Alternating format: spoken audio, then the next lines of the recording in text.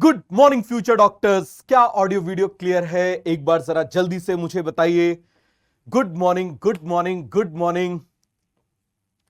क्या audio video clear है? एक बार जरा जल्दी से मुझे बताइए। Good morning, good morning, good morning.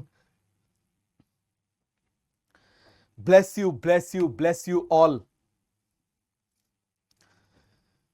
तो मुझे बताइए, क्या ऑडियो वीडियो दोनों क्लियर है? Everything is clear?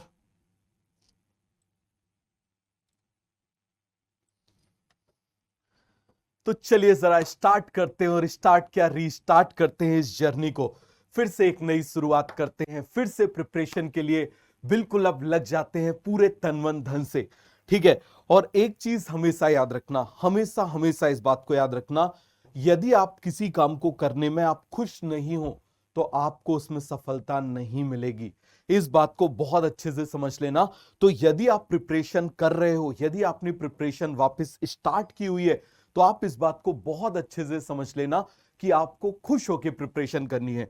और आप इस बात को समझो, अब जब आपने एडमिशन ले लिया है, कहीं पर भी आपने एडमिशन ले लिया है, तो अब आप भूल जाओ आपने पहले क्या पढ़ा था, आपका कौन सा ड्रॉप था। इससे आपको कोई मतलब नहीं होना चाहिए।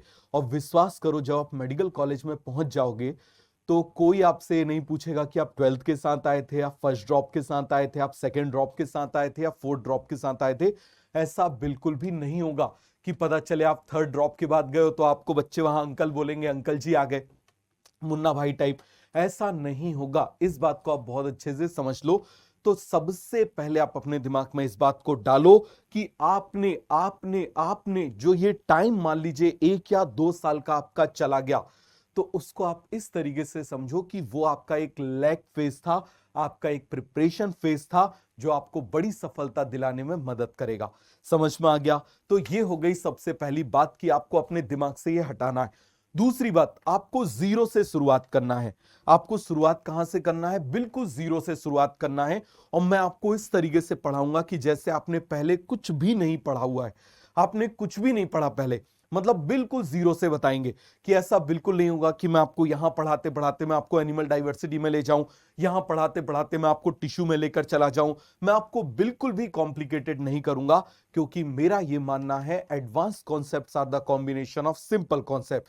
पहले हम बिल्कुल सिंपल सिंपल सिंपल चीजें पढ़ेंगे, और जब हमारी बिल्कुल सिंपल सिंपल चीजें जब हो जाएंगी, उसके बाद में हम उनको मिला के और एडवांस से एडवांस जो क्वेश्चंस है उनको हम करेंगे।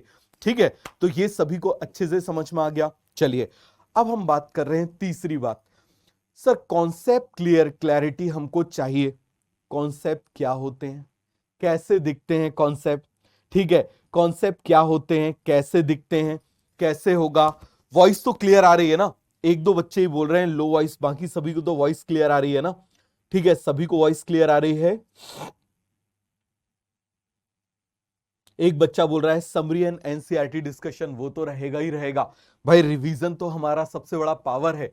रिवीजन तो हमारा सबसे बड़ा पावर है, वो तो रहेगा ही रहेगा। वो तो इस तरीके से समझ लो कि तुम हॉस्पिटल में जाओगे डॉक्टर को दिखाने के लिए, तो तुम्हारी थोड़ी फीस तो लगेगी ही लगेगी। तो एनसीईआरटी डिस्कशन, और ये समझ लो कि क्या समरी, वो तो कंपलसरी रहेगा ही रहेगा। तो इस बात में तो आपको कुछ सोचने की जरूरत ही नहीं है। ठीक है। तो चलिए जरा अब आप मुझे बताइए, हम किसकी बात कर रहे हैं? कॉन्सेप्ट। तो कैसे पता चलेगा कि भाई आपके कॉन्सेप्ट क्लियर है? तो इसके लिए आप अपने आप से 2 क्वेश्चन पूछोगे। कितने क्वेश्चन पूछोगे? आप अपने आप से 2 क्वेश्चन पूछोगे। समझ में आ गया? पहला क्वेश्चन देखो, हमेशा इस बात को याद रखना, हम किसकी बात कर रहे हैं? कॉन्सेप्ट्स की।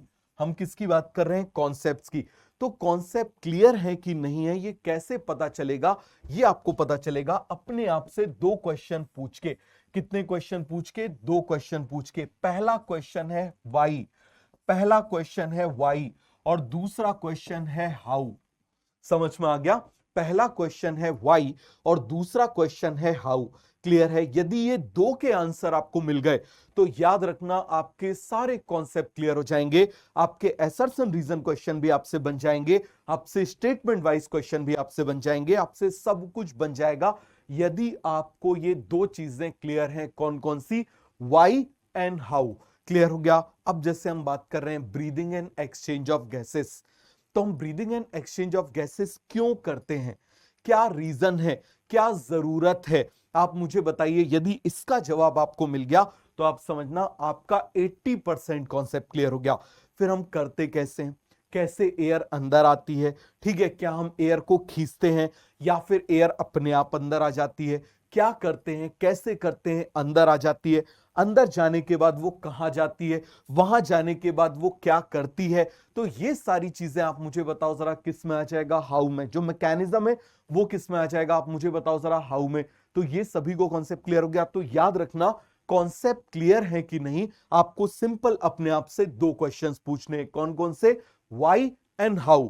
कौन सा क्वेश्चन पूछना है आपको, आप मुझे बताओ जरा, व्हाई एंड हाउ। सभी को अच्छे से क्लियर हो गया।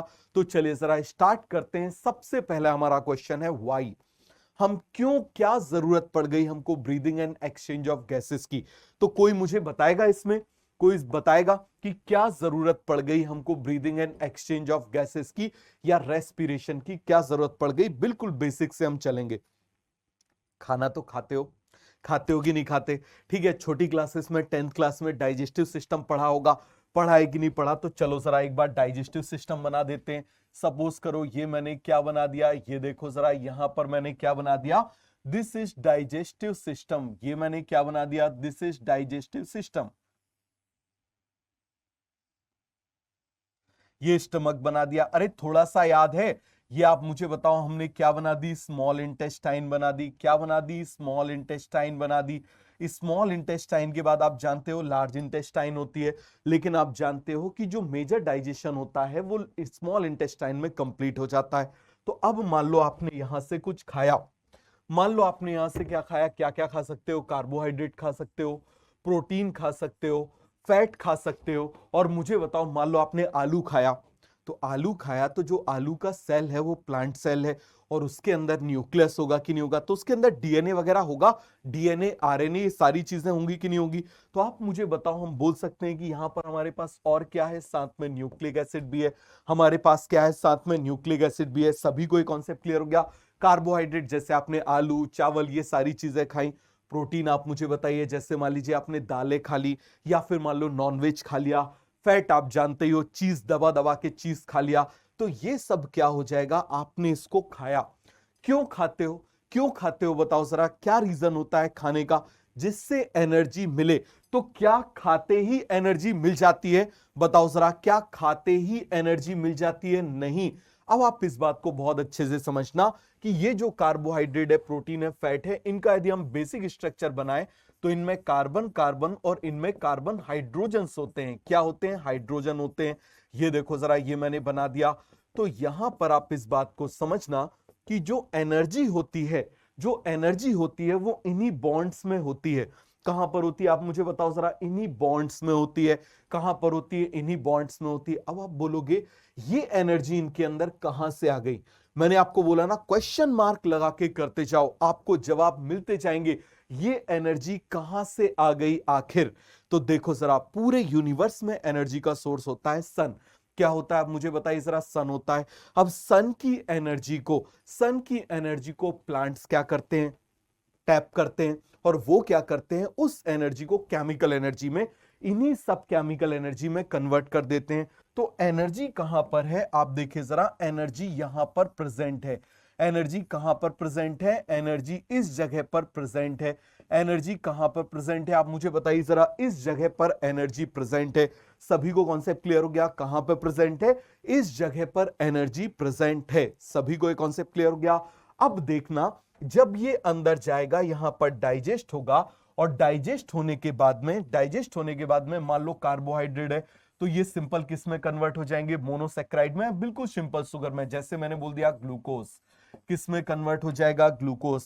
आप मुझे बताओ, प्रोटीन किस में कन्वर्ट हो जाता है, अमीनो एसिड। किस में कन्वर्ट हो जाता है, अमीनो एसिड। बिल्कुल बेसिक से चलेंगे। फैट आप मुझे बताइए जरा, किस में कन्वर्ट हो जाता है, फैटी एसिड। किस में कन्वर्ट हो जाएगा, फैटी एसिड में। और आप मुझे बताइए, किस में कन्वर्ट हो जाता है, ग्लिसरॉल में। किस में कन्वर्ट हो जाता है, ग्लिसरॉल में। सभी को कॉन्सेप्ट क्लियर हो गया, सभी को ये चीज अच्छे से क्लियर हो गई। बिल्कुल बेसिक, मैंने आपको बोला ना, क्या जरूरत है।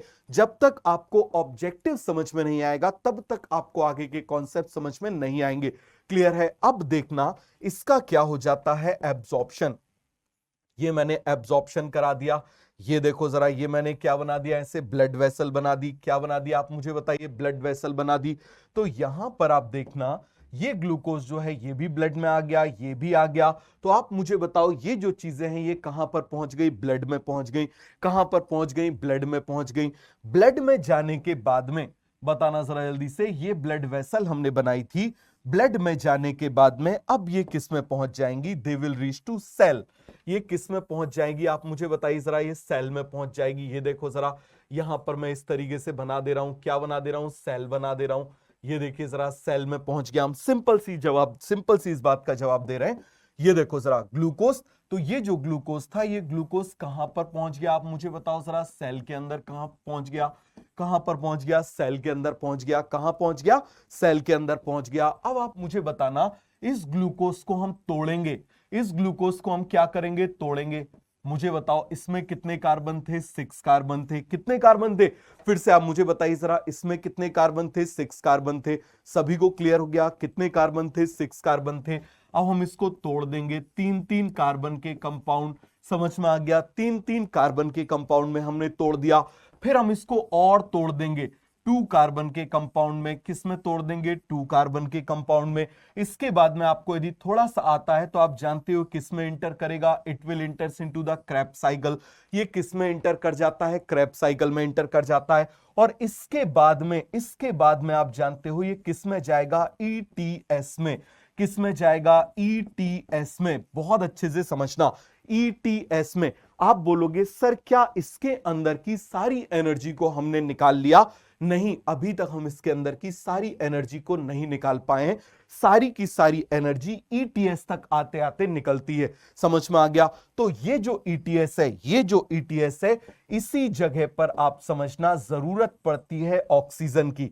कहां पर जरूरत पड़ती है, ऑक्सीजन की। और ये ऑक्सीजन क्या करेगी आप मुझे बताओ जरा, ये ऑक्सीजन क्या करेगी, ये जो यहां पर कंपाउंड आ रहा है इससे कंप्लीट एनर्जी को निकालेगी और एटीपी में कन्वर्ट करेगी। सभी को ये बात समझ में आ गया? तो ये पूरा क्लियर हो गया कि नहीं हो गया?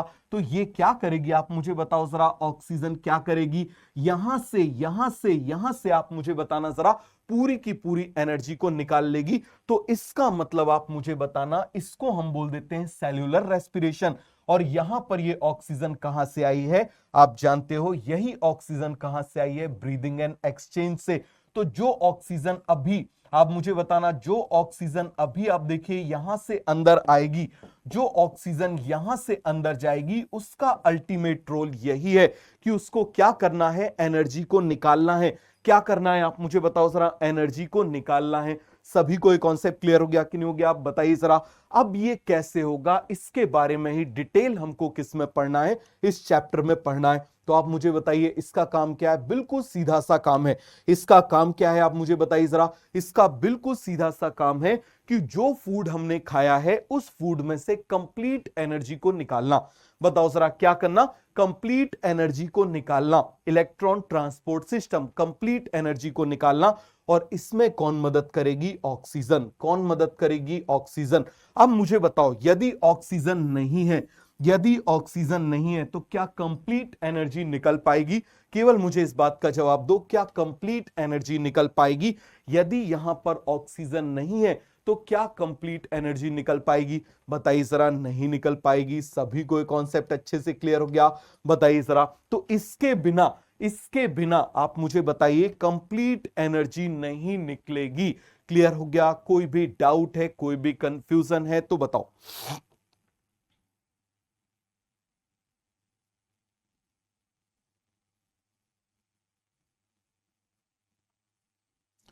सभी को अच्छे से क्लियर हो गया? किसी को इसमें कोई भी डाउट है, कोई भी कंफ्यूजन है तो बताइए। जल्दी से मुझे इस बात का जवाब दो, किसी को इसमें कोई भी डाउट है, आपको समझ में आ गया this is the objective of respiration. और ऐसा सभी ऑर्गेनिज्म के अंदर होगा। तो इस ऑक्सीजन को पहुंचाने के लिए, इस ऑक्सीजन को पहुंचाने के लिए अलग अलग रेस्पिरेटरी ऑर्गन्स की जरूरत पड़ती है। किसकी जरूरत पड़ती है? अलग अलग रेस्पिरेटरी ऑर्गन्स की जरूरत पड़ती है। जैसे आपने नाम सुना होगा गिल्स, नाम सुना है आपने। फिर आपने ट्रैकिया का नाम सुना होगा, ट्रैकियल ट्यूब्स भी होते हैं। फिर आपने नाम सुना होगा स्किन, स्किन से भी आप मुझे बताओ जरा, स्किन भी यूज होती है रेस्पिरेटरी ऑर्गन की तरह। फिर आप मुझे बताइए लंग्स, नाम सुना है आपने? तो आखिर सभी को ये कॉन्सेप्ट अच्छे से क्लियर हो गया? कोई भी डाउट है इसमें, कोई भी कंफ्यूजन है तो बताइए, बोलो जरा। किसी को इसमें कोई भी डाउट है, कोई भी कंफ्यूजन है तो फटाफट फटाफट मुझे इस बात का जवाब दो। क्या सभी को ये पूरा अच्छे से बन गया? तो अब आप मुझे बताना। तो यहां पर हमने देखा कि ऑक्सीजन की जरूरत क्या है। हमने क्या देखा? ऑक्सीजन की जरूरत क्या है। अब देखना जरा, रेस्पिरेशन हम बोले, रेस्पिरेशन हम बोले, हम क्या बोल रहे हैं? गैसेस एक्सचेंज जो हम बोल रहे हैं, इसके लिए जरूरत पड़ती है रेस्पिरेटरी ऑर्गन्स की। और रेस्पिरेटरी ऑर्गन्स जो होते हैं वो किस पर डिपेंड करते हैं, आप मुझे बताइए जरा। वो डिपेंड करते हैं दो चीजों पर। पहला, आप कहां रह रहे हो। आप मुझे बताओ, पानी के अंदर चले जाओगे और पानी के अंदर जाने के बाद में क्या आप सीधे के सीधे पानी के अंदर गए और अंदर जाने के बाद में आप पानी को खींचोगे तो आपको क्या ऑक्सीजन मिल जाएगी? नहीं मिलेगी। लेकिन इसी की जगह यदि मछली है तो मछली तो पानी में से ऑक्सीजन ले लेगी कि नहीं ले लेगी? तो इसका मतलब आप मुझे बताओ जरा, कौन कैसे ऑक्सीजन ले रहा है, कौन कैसे ऑक्सीजन ले रहा है, ये किस पर डिपेंड कर रहा है? हैबिटेट पर। हम लोग जमीन पर रहते हैं। आप में से कोई है जो पानी के अंदर रहता है? बोले सर हम तो नहाते ही नहीं है, तो पानी से तो हमारा दूर दूर तक कोई नाता ही नहीं है। तो मुझे बताओ जरा, तो यहां पर आप देखना जरा, किस पे डिपेंड कर रहा है? It depends on habitat. कि हम जमीन पर रह रहे हैं तो हमको रेस्पायर करने के लिए क्या चाहिए? लंग्स चाहिए। बताओ जरा, हमको गैसेस एक्सचेंज के लिए क्या चाहिए? लंग्स चाहिए। लेकिन दूसरी तरफ आप मुझे बताओ, जो पानी में रह रहे हैं उनको क्या चाहिए? उनको ऐसा ऑर्गन चाहिए जो उस पानी में से ऑक्सीजन को निकाल पाए। हो गया कि नहीं हो गया? तो इसका मतलब आप मुझे बताना, रेस्पिरेशन डिपेंड्स ऑन, बताओ किस पर डिपेंड करेगा? सबसे पहला डिपेंड करेगा हैबिटेट पर। किस पर डिपेंड करेगा? हैबिटेट पर। और दूसरा, अब मुझे बताओ दूसरा किस पर डिपेंड करेगा? जैसे हम बात कर रहे हैं, बिल्कुल बेसिक बेसिक समझते जाना, लेवल ऑफ ऑर्गेनाइजेशन। अब आप बोलोगे सर ये लेवल ऑफ ऑर्गेनाइजेशन क्या होता है? जैसे आपने बिल्कुल सिंपल, आपने नाम सुना होगा पॉरीफेरेंस का। सुना है पॉरीफेरेंस का? 9 मिनट का वीडियो भी है, नहीं सुना तो देख लेना। अब ये कैसे होते हैं आप मुझे बताइए जरा। इनमें सेल्यूलर लेवल ऑर्गेनाइजेशन होता है। सेल्यूलर लेवल ऑर्गेनाइजेशन का मतलब क्या हुआ? ये सेल से बने हुए। ये किससे बने हुए? सेल से बने हुए। इन्हीं सेल का यदि कलेक्शन हो गया तो टिश्यू बन जाता है। टिश्यू, यदि आप मुझे बताओ, बहुत टिश्यू पूरा मिलके यदि एक स्पेसिफिक फंक्शन को परफॉर्म करने लगता है तो ऑर्गन बन जाता है। और कई सारे ऑर्गन बन जाते हैं तो उसको ऑर्गन सिस्टम बोल देते हैं। बोल देते हैं कि नहीं बोल देते? बिल्कुल बेसिक लेवल से चलो। सेल है, सेल के कलेक्शन को टिश्यू बोल देते हैं। यही टिश्यू मिलके स्पेसिफिक फंक्शन को परफॉर्म करने लगते हैं, जिसको हम ऑर्गन बोल देते हैं। जिनमें स्पेसिफिक शेप और स्पेसिफिक फंक्शन आ जाता है उसको हम ऑर्गन बोल देते हैं। और उसके बाद में इन्हीं ऑर्गन से मिलके ऑर्गन सिस्टम बन जाता है। क्लियर हो गया? जिसके बारे में हम डिटेल में पढ़ेंगे एनिमल डाइवर्सिटी में। किस में पढ़ेंगे? एनिमल डाइवर्सिटी में पढ़ेंगे। तो सभी को ये कॉन्सेप्ट अच्छे से क्लियर हो गया। तो किस पर डिपेंड करता है? Level of organisation. तो सभी को बन जाएगा। तो यहां पर हम लिख सकते हैं, बताना जरा, रेस्पिरेशन हम क्या बोलेंगे आप मुझे बताइए जरा। रेस्पिरेशन डिपेंड्स ऑन, बताइए जरा किस पर डिपेंड करेगा? फटाफट फटाफट मुझे इस बात का जवाब दीजिए। किस पर डिपेंड करेगा? किस पर डिपेंड करेगा? फटाफट आप मुझे इस बात का जवाब दीजिए। Respiration depends on habitat. किस पर डिपेंड करेगा? हैबिटेट, मतलब वो कहां पर रह रहे हैं उस पर डिपेंड करेगा। क्लियर हो गया? अब मुझे बताओ, दूसरी तरफ हम किसकी बात कर रहे हैं? Level of organisation. किसकी बात कर रहे हैं? Level of organisation. क्लियर हो गया? किसकी बात कर रहे हैं? Level of organisation. सभी स्पैमर्स का भी स्वागत है, क्योंकि पढ़ने वाले जो बच्चे हैं वो तो ऐप से देख रहे हैं, ऐप के कमेंट्स में देख पा रहा हूं। और जो इसमें बैठे हुए इनमें से कई सारे बेचारे स्पैमर्स हैं, तो तुम्हारा भी स्वागत है। तुम भी पढ़ते रहना। क्या पता पढ़ते पढ़ते तुम भी नीट निकाल के ले जाओ। जैसे एक बच्चा था, गलती से क्लास में आ गया, कॉमर्स का बच्चा था, ठीक है, अपनी फ्रेंड को किसी को छोड़ने आया तो वो बैठ गया कि भाई बाहर गर्मी ज्यादा है, बैठ गया। कॉमर्स पढ़ता था, कॉमर्स था उसके पास में 12th, लेकिन उसको क्लास अच्छी लगी, उसने कहा तैयारी करनी है और नीट क्वालिफाई हो गया। अब नीट क्वालिफाई हो गया, उसको कॉलेज भी मिल गया, लेकिन हुआ क्या कि उसकी काउंसलिंग जो है उसमें गड़बड़ हो गया। कैसे गड़बड़ हो गया? क्योंकि उसके पास 11 12th में बायो नहीं थी। फिर उसने वापस 12th का एग्जाम दिया और उसके बाद में फिर से नीट निकाला और अभी सेकेंड ईयर पास आउट होने वाला है। तो इसीलिए इस बात को बहुत अच्छे से समझो कि जो स्पैमर्स हैं वो भी, उनका भी स्वागत है। क्या पता उनमें से भी 4-5 जो है वो पोटेंशियल नीट क्वालिफाई करने वाले स्टूडेंट्स बन जाएं, है कि नहीं। तो ये सभी को कॉन्सेप्ट अच्छे से क्लियर हो गया। It depends on habitat and level of organisation, clear हो गया। अब हैबिटेट में जैसे हम बात कर रहे हैं, जैसे मान लो मैं बात कर रहा हूं एक्वेटिक, हम किसकी बात कर रहे हैं, एक्वेटिक, या फिर आप मुझे बताओ हम किसकी बात कर रहे हैं, टेरिस्ट्रियल, हम किसकी बात कर रहे हैं, टेरिस्ट्रियल की बात कर रहे हैं। तो मुझे बताना जरा एक्वेटिक में मोस्ट कॉमन क्या होता है, बताओ जरा एक्वेटिक में मोस्ट कॉमन कैसे क्या होता है। जैसे हम एग्जांपल बात कर रहे हैं फिश, हम किसकी बात कर रहे हैं, फिश। तो आप मुझे बताओ इसमें रेस्पिरेटरी ऑर्गन्स क्या होंगे, गिल्स। अभी हम देखेंगे गिल्स क्या होते हैं, अभी हम देखेंगे कि गिल्स क्या होते हैं, क्लियर हो गया। दूसरी तरफ आप मुझे बताओ जैसे टेरिस्ट्रियल है, तो इसके एग्जांपल में जैसे मान लो हम ह्यूमन की बात कर रहे हैं, बिल्कुल सिंपल लेवल पर हम चलते हैं, ह्यूमन की बात कर रहे हैं। तो ह्यूमन में आप जानते हो क्या होते हैं, लंग्स होते हैं। क्या होते हैं आप मुझे बताओ जरा, लंग्स होते हैं। सभी को क्लियर हो गया। अब लेवल ऑफ ऑर्गेनाइजेशन का मतलब क्या होता है, तो लेवल ऑफ ऑर्गेनाइजेशन का बिल्कुल सिंपल सा मतलब होता है, आप जानते हो सेल्यूलर लेवल हो सकता है, टिश्यू लेवल हो सकता है, ऑर्गन लेवल हो सकता है, ऑर्गन सिस्टम लेवल हो सकता है। तो उस पर डिपेंड करेगा, कैसे अभी बताता हूं। जैसे यहां पर हम लिख रहे हैं मान लो सेल्यूलर, या फिर आप मुझे बताओ हम किसकी बात कर रहे हैं, टिश्यू लेवल, या फिर आप मुझे बताओ हम किसकी बात कर रहे हैं, ऑर्गन, या फिर हम किसकी बात कर रहे हैं, ऑर्गन एंड सिस्टम। किसकी बात कर रहे हैं आप मुझे बताओ जरा, ऑर्गन, ऑर्गन सिस्टम लेवल।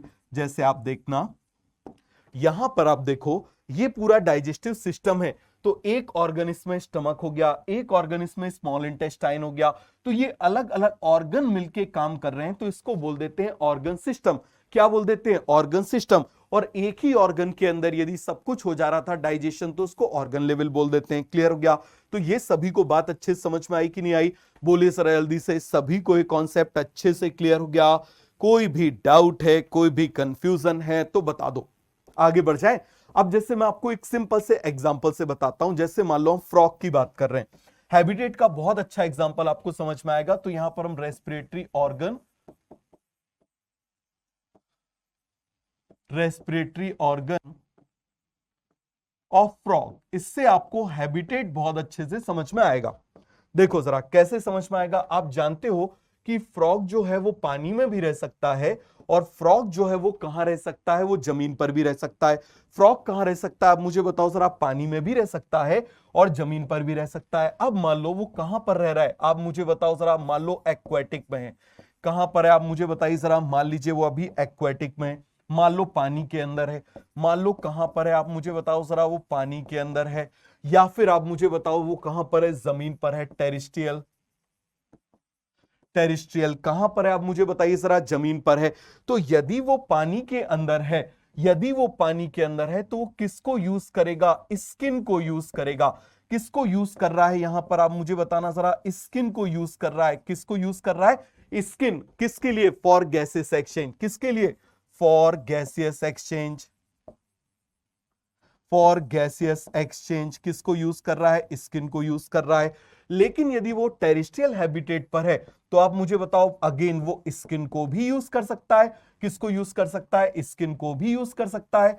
वो अपनी बक्कल कैविटी को भी यूज कर सकता है। ये इसको हम क्या बोल देते हैं, बक्कल, बक्कल मतलब चीफ। तो ये जो हमारा मुंह का स्पेस होता है ना, इसको हम बक्कल कैविटी बोल देते हैं। तो किसको यूज करता है आप मुझे बताओ जरा, बक्कल कैविटी को भी यूज कर लेता है, क्लियर हो गया। या फिर आप मुझे बताओ लंग्स को भी यूज करता है। किसको यूज करता है, लंग्स को भी यूज करता है। तो आप जरा यहां पर ध्यान से देखना कि यदि वो जमीन पर चला गया तो इन दोनों को ज्यादा यूज कर रहा है, लेकिन वो पानी में है तो इसको ज्यादा यूज कर रहा है। तो इसका मतलब आप मुझे बताना, हैबिटेट, जगह बदलने से रेस्पिरेटरी ऑर्गन बदल गया कि नहीं बदला, केवल इस बात का मुझे जवाब दो। जगह बदली और रेस्पिरेटरी ऑर्गन बदल गया या नहीं बदला, केवल इस बात का सिंपल सा मुझे जवाब दो। आपने जगह बदली और रेस्पिरेटरी ऑर्गन यहां पर बदल गया, तो इसका मतलब ये किस पे डिपेंड कर रहा है, किस पे डिपेंड कर रहा है, इट डिपेंड्स ऑन हैबिटेट बन जाएगा। तो यहां से याद रखना, एक सिंपल सा एसर्शन रीजन क्वेश्चन बन सकता है। तो सभी को ये कॉन्सेप्ट अच्छे से क्लियर हो गया कि नहीं हो गया, फटाफट मुझे इस बात का जवाब दो। सभी को ये कॉन्सेप्ट अच्छे से क्लियर हो गया, बोलिए जरा, सभी को ये कॉन्सेप्ट अच्छे से क्लियर हो गया। आज की क्लास जो है वो YouTube पे बिल्कुल आपके अवेलेबल है, बाकी बच्चे जो है वो ऐप पे देख ही रहे हैं, तो ऐप पे किसी को कोई दिक्कत तो नहीं आ रही है? बहुत बढ़िया। ऐप वाले जो बच्चे हैं उनको किसी को कोई दिक्कत तो नहीं आ रही है? चलिए बहुत बढ़िया। लैपटॉप पे शो नहीं हो रहा बेटा, एक बार उसको रिफ्रेश करो, शो होने लगेगा। समझ में आ गया? एक बार उसको रिफ्रेश करो, हो जाएगा। आगे बढ़े, चलिए जरा। तो सभी को ये कॉन्सेप्ट अच्छे से क्लियर हो गया? क्या हम आगे बढ़ जाएं? चलो अब देखना, मैं आपको और सिंपल सिंपल बिल्कुल बेसिक बेसिक लेके चल रहे हैं। तो आपको यह बात समझ में आ गई कि भाई फ्रॉग जब पानी में तो स्किन को यूज कर रहा है, लेकिन जब वो कहां पर पहुंच गया, जमीन में पहुंच गया, जब मेढक जमीन पर पहुंच गया तो बक्कल कैविटी और लंग्स को भी यूज कर रहा है कि नहीं कर रहा? तो यहां पर आप मुझे बताना, रेस्पिरेटरी ऑर्गन बदल गए कि नहीं बदल गए? बदल गए कि नहीं बदल गए? सिंपल सा मुझे इस बात का जवाब दो। अब इसी तरीके से आप मुझे बताना, मान लो हम किसकी बात कर रहे हैं? वर्टिब्रेट्स। हम किसकी बात कर रहे हैं? वर्टिब्रेट्स की बात कर रहे हैं। किसकी बात कर रहे हैं? वर्टिब्रेट्स की बात कर रहे हैं। तो मुझे बताना वर्टिब्रेट्स के अंदर कौन कौन आ जाता है? आप जानते हो वर्टिब्रेट्स वो होते हैं जिनमें वर्टिब्रल कॉलम होता है। क्या होता है उसमें? वर्टिब्रल कॉलम होता है, या फिर उनमें नोटोकॉर्ड होना चाहिए, है ना? क्या होना चाहिए? नोटोकॉर्ड होना चाहिए, वर्टिब्रल कॉलम होना चाहिए। तो वर्टिब्रेट्स के अंदर कौन कौन आ जाता है? जैसे हम बात कर रहे हैं फिश, और आप मुझे बताओ जरा कौन आ जाएगा? एम्फीबियंस। कौन आ जाएंगे? एम्फीबियंस। इसके बाद आप मुझे बताओ कौन आ जाएंगे? रेप्टाइल्स। कौन आ जाएंगे? रेप्टाइल्स। इसके बाद आप मुझे बताओ कौन आ जाएंगे? बर्ड्स। कौन आ जाएंगे? आप मुझे बताइए जरा, बर्ड्स। और इसके बाद आप मुझे बताओ कौन आ जाएंगे? मैमल्स। कौन आ जाएंगे? आप मुझे बताइए जरा, मैमल्स आ गए। सभी को क्लियर हो गया? तो अब देखना जरा, इनमें से कौन ऐसा है जो प्राइमरीली पानी में रहता है? वो कौन है? फिश। तो फिश देखो, फिश रेस्पायर करती हैं by the help of gills. क्या होते हैं गिल्स? अभी आपको बताऊंगा। तो they respire by the help of gills. और बाकी ये जो सभी हैं, ये सभी हैं, इनका मेजर जो रेस्पिरेटरी ऑर्गन होते हैं, इनके मेजर रेस्पिरेटरी ऑर्गन्स क्या होते हैं? लंग्स। इनके मेजर रेस्पिरेटरी ऑर्गन्स क्या होते हैं? आप मुझे बताइए जरा, लंग्स। सभी को क्लियर हुआ? इनके मेजर रेस्पिरेटरी ऑर्गन्स क्या होते हैं? लंग्स। फटाफट फटाफट मुझे इस बात का जवाब दो। अरे बन जाएगा। सभी को क्लियर हो गया? क्या होते हैं आप मुझे बताइए जरा? लंग्स होते हैं। तो इतना कॉन्सेप्ट सभी को क्लियर हुआ? वर्टिब्रेट्स में केवल फिश जो है वो किससे रेस्पायर कर रही है? गिल्स से। और एम्फीबियंस में, रेप्टाइल्स में, बर्ड्स में, मैमल्स में, इन सभी में आप मुझे बताइए क्या होता है? लंग्स। क्या होते हैं लंग्स? अभी हम बहुत पढ़ेंगे इनके बारे में डिटेल में, अभी बिल्कुल बेसिक बेसिक इंट्रोडक्शन चल रहा है। तो क्या आपसे ये बन जाएगा? मुझे इस बात का जवाब दो, आगे बढ़ जाएं। चलो अब आप देखना, अब हम किसकी बात कर रहे हैं? हम बात कर रहे हैं जैसे मान लो इंसेक्ट की। हम किसकी बात कर रहे हैं? मान लो जैसे इंसेक्ट की बात कर रहे हैं। इंसेक्ट में मान लो हम एग्जांपल ले रहे हैं कॉकरोच। किसकी बात कर रहे हैं? कॉकरोच की बात कर रहे हैं। किसकी बात कर रहे हैं? आप मुझे बताओ जरा, कॉकरोच की बात कर रहे हैं। तो कॉकरोच के ऐसे साइड में, आप बहुत अच्छे समझना, कॉकरोच के ऐसे साइड में ऐसे होल होते हैं। क्या होते हैं? आप मुझे बताओ जरा, ऐसे होल होते हैं। क्या होते हैं होल? जैसे मान लो यहां पर मैंने कॉकरोच बनाया, सपोज करो ये इस तरीके से, ये ऐसे मान लो बिल्कुल सिंपल तरीके से क्या बना दिया? ऐसे ये कॉकरोच बना दिया। बिल्कुल सिंपल, आप इसको समझना, ये हमने कॉकरोच बना दिया। तो कॉकरोच कैसा बनाया हुआ है? इस तरीके से। ये उसका साइड दिखाई दे रहा है। ये उसका क्या दिखाई दे रहा है? साइड दिखाई दे रहा है। तो ये जो साइड होते हैं ना, इसके साइड में ऐसे होल्स होते हैं। क्या होते हैं? आप मुझे बताइए जरा, इस तरीके से इसके साइड में क्या होते हैं? होल्स होते हैं। अब देखते हैं इन होल्स से आगे क्या होता है, इस बात को आप समझना। तो देखिए जरा, यहां पर ये मैंने ऐसा होल बना दिया, ये देखो जरा, इस होल के अंदर तरफ क्या होती है? एक बड़ी सी ट्यूब होती है जिसको ट्रैकिया बोल देते हैं। क्या बोल देते हैं? ट्रैकिया। और ये जो ओपनिंग है, ये जो ओपनिंग है, इस ओपनिंग को बोल देते हैं स्पाइरेकल। क्या बोल देते हैं इसको? स्पाइरेकल। बताओ जरा जल्दी से, एक बार जरा सभी लोग टाइप करो, इसको क्या बोल देते हैं? स्पाइरेकल। क्या बोल देते हैं इसको? स्पाइरेकल। क्या बोल देते हैं इसको? स्पाइरेकल। बन जाएगा? बोलिए जरा जल्दी से, क्या बोल देंगे इसको? स्पाइरेकल। तो ये जो स्पाइरेकल है, ये जो स्पाइरेकल है, इसमें ऐसी सर्कुलर मसल होती है, इस तरीके से सर्कुलर मसल होती है जो इसको खोलती है, बंद करती है, खोलती है, ऐसे बंद करती है, खोलती है, बंद करती है, जिसको हम स्फिंक्टर्स बोल देते हैं। क्लियर हो गया? अब देखना जरा, इसके बाद में क्या हो जाएगा? इससे ऐसे ब्रांचेस निकलेंगी। इससे क्या निकलेंगी? इस तरीके से ऐसे ब्रांचेस निकलेंगी, क्लियर हो गया? क्या निकलेंगी आप मुझे बताओ जरा। इस तरीके से ऐसे ब्रांचेस निकलेंगी। क्लियर हो गया? और यहां पर ऐसे एयर स्पेस आ जाते हैं। क्या आ जाते हैं? एयर स्पेस आ जाते हैं। क्लियर हो गया? इसको हम बोल देते हैं, that is called as tracheal tube. क्या बोल देते हैं? आप देखो जरा, ट्रैकिया ट्यूब ही ट्यूब फॉर्म में, तो इसको हम क्या बोल देते हैं? Tracheal tube. So this is called as tracheal tube. बताओ जरा, इसको क्या बोल देंगे? This is called as tracheal tube. क्या बोलेंगे इसको? Tracheal tube. अब देखना, यहां से यदि ऑक्सीजन जा रही है, ये देखो जरा, यदि यहां से ऐसे ऑक्सीजन जा रही है तो वो ऑक्सीजन क्या हो जाएगी? आप मुझे बताइए जरा। ऐसे डिफ्यूज होती जाएगी। क्या होती जाएगी? डिफ्यूज होती जाएगी। तो इंसेक्ट में आप मुझे बताइए जरा, और खासकर कॉकरोचेस में क्या प्रेजेंट होते हैं? Tracheal tube. क्या प्रेजेंट होते हैं? आप मुझे बताओ जरा। ट्रैकियल ट्यूब प्रेजेंट होते हैं। क्या प्रेजेंट होते हैं? ट्रैकियल ट्यूब प्रेजेंट होते हैं। तो सभी को एक कॉन्सेप्ट अच्छे से क्लियर हो गया? किसी को इसमें कोई भी डाउट है, कोई भी कंफ्यूजन है तो मुझे ईमानदारी से बताओ। सभी को क्लियर हो गया? तो इस तरीके से इंसेक्ट में जो डिफ्यूजन होता है वो ट्रैकियल ट्यूब की मदद से होता है। कैसे होता है? ट्रैकियल ट्यूब की मदद से होता है। सभी को समझ में आ गया? अभी देखो, अभी मैं आपको इसके ऊपर क्वेश्चन भी करवाऊंगा, आपको सब बन जाएगा। तो ये सभी को कॉन्सेप्ट अच्छे से क्लियर हुआ कि नहीं हुआ? आप बता दो जरा। अब हम बात कर रहे हैं बिल्कुल सिंपल ऑर्गेनिज्म। बिल्कुल सिंपल ऑर्गेनिज्म, जैसे हम किसकी बात कर रहे हैं? सेलुलर लेवल ऑर्गेनाइजेशन और जो एनिमल्स होते हैं, तो उसमें हम किसकी बात कर रहे हैं? मान लो पॉरीफेरा की बात कर रहे हैं। किसकी बात कर रहे हैं? पॉरीफेरा की बात कर रहे हैं। सीलेंट्रेटा की बात कर रहे हैं। सीलेंट्रेटा की बात कर रहे हैं। या फिर आप मुझे बताओ हम किसकी बात कर रहे हैं? प्लेटीहेल्मिन्थिस की बात कर रहे हैं। प्लेटीहेल्मिन्थिस। क्लियर हो गया? प्लेटीहेल्मिन्थिस की बात कर रहे हैं। तो इन सभी में आप समझना, इन सभी में एक कॉमन चीज होती है। क्या? इन सभी में सेल्यूलर लेवल ऑर्गेनाइजेशन होता है। क्या होता है? मुझे बताओ जरा। Cellular level organisation. तो इन सभी में जब सेल्यूलर लेवल ऑर्गेनाइजेशन हो जाएगा तो इनमें बिल्कुल सिंपल ऐसे डिफ्यूजन की मदद से हो जाएगा। क्या हो जाएगा? आप मुझे बताओ जरा। डिफ्यूजन। जैसे मान लो मैं आपको एक पॉरीफेरा का एग्जांपल बता रहा हूं, तो इनमें आप मुझे बताओ कैसा हो जाएगा? Simple diffusion. कैसा हो जाएगा? Simple diffusion. Simple diffusion. तो यहां पर हम लिख सकते हैं गैसेस एक्सचेंज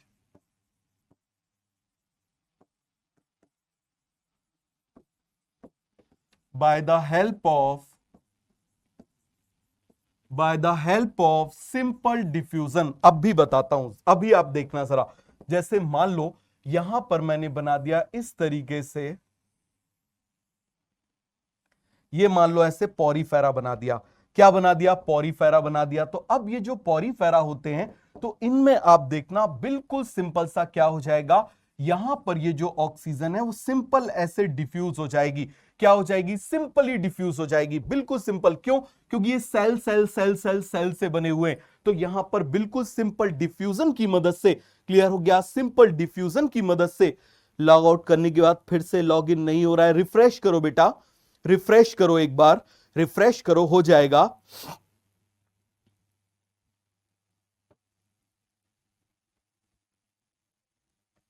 सभी को कॉन्सेप्ट अच्छे से क्लियर हो गया? तो यहां पर आप मुझे बताना, ये बिल्कुल सिंपल ऑर्गेनिज्म है, तो इनमें कैसे हो रहा है? सिंपल डिफ्यूजन की मदद से। और डिटेल में आपको जाना है तो आपको 9 मिनट का जो वीडियो है वो सब उसमें आपको मिल जाएगा पॉरीफेरेंस के बारे में। तो सभी को ये कॉन्सेप्ट अच्छे से क्लियर हो गया? कोई भी डाउट है, कोई भी कंफ्यूजन है? चलो एक और देख लेते हैं, एक और देख लेते हैं। हम किसकी बात कर रहे हैं आखिरी में? आप मुझे बताओ जरा, किसकी बात कर रहे हैं? बताओ। अर्थवॉर्म की बात कर लेते हैं। किसकी बात कर ले रहे हैं? अर्थवॉर्म की बात कर ले रहे हैं। जैसे मान लो हम एग्जांपल ले रहे हैं अर्थवॉर्म। तो अर्थवॉर्म में आप देखना, जैसे ये मान लो मैंने अर्थवॉर्म बना दी।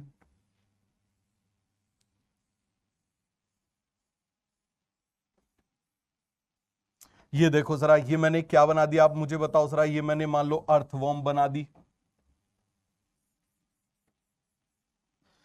तो यहां पर आप देखना, इस अर्थवॉर्म में ये बिल्कुल सिंपल ऐसे अभी बना दे रहे हैं आपके समझने के लिए। यहां पर आप देखो, ये ब्लड कैपिलरीज बना दे रहा हूं। क्या बना दे रहा हूं? This is blood capillaries.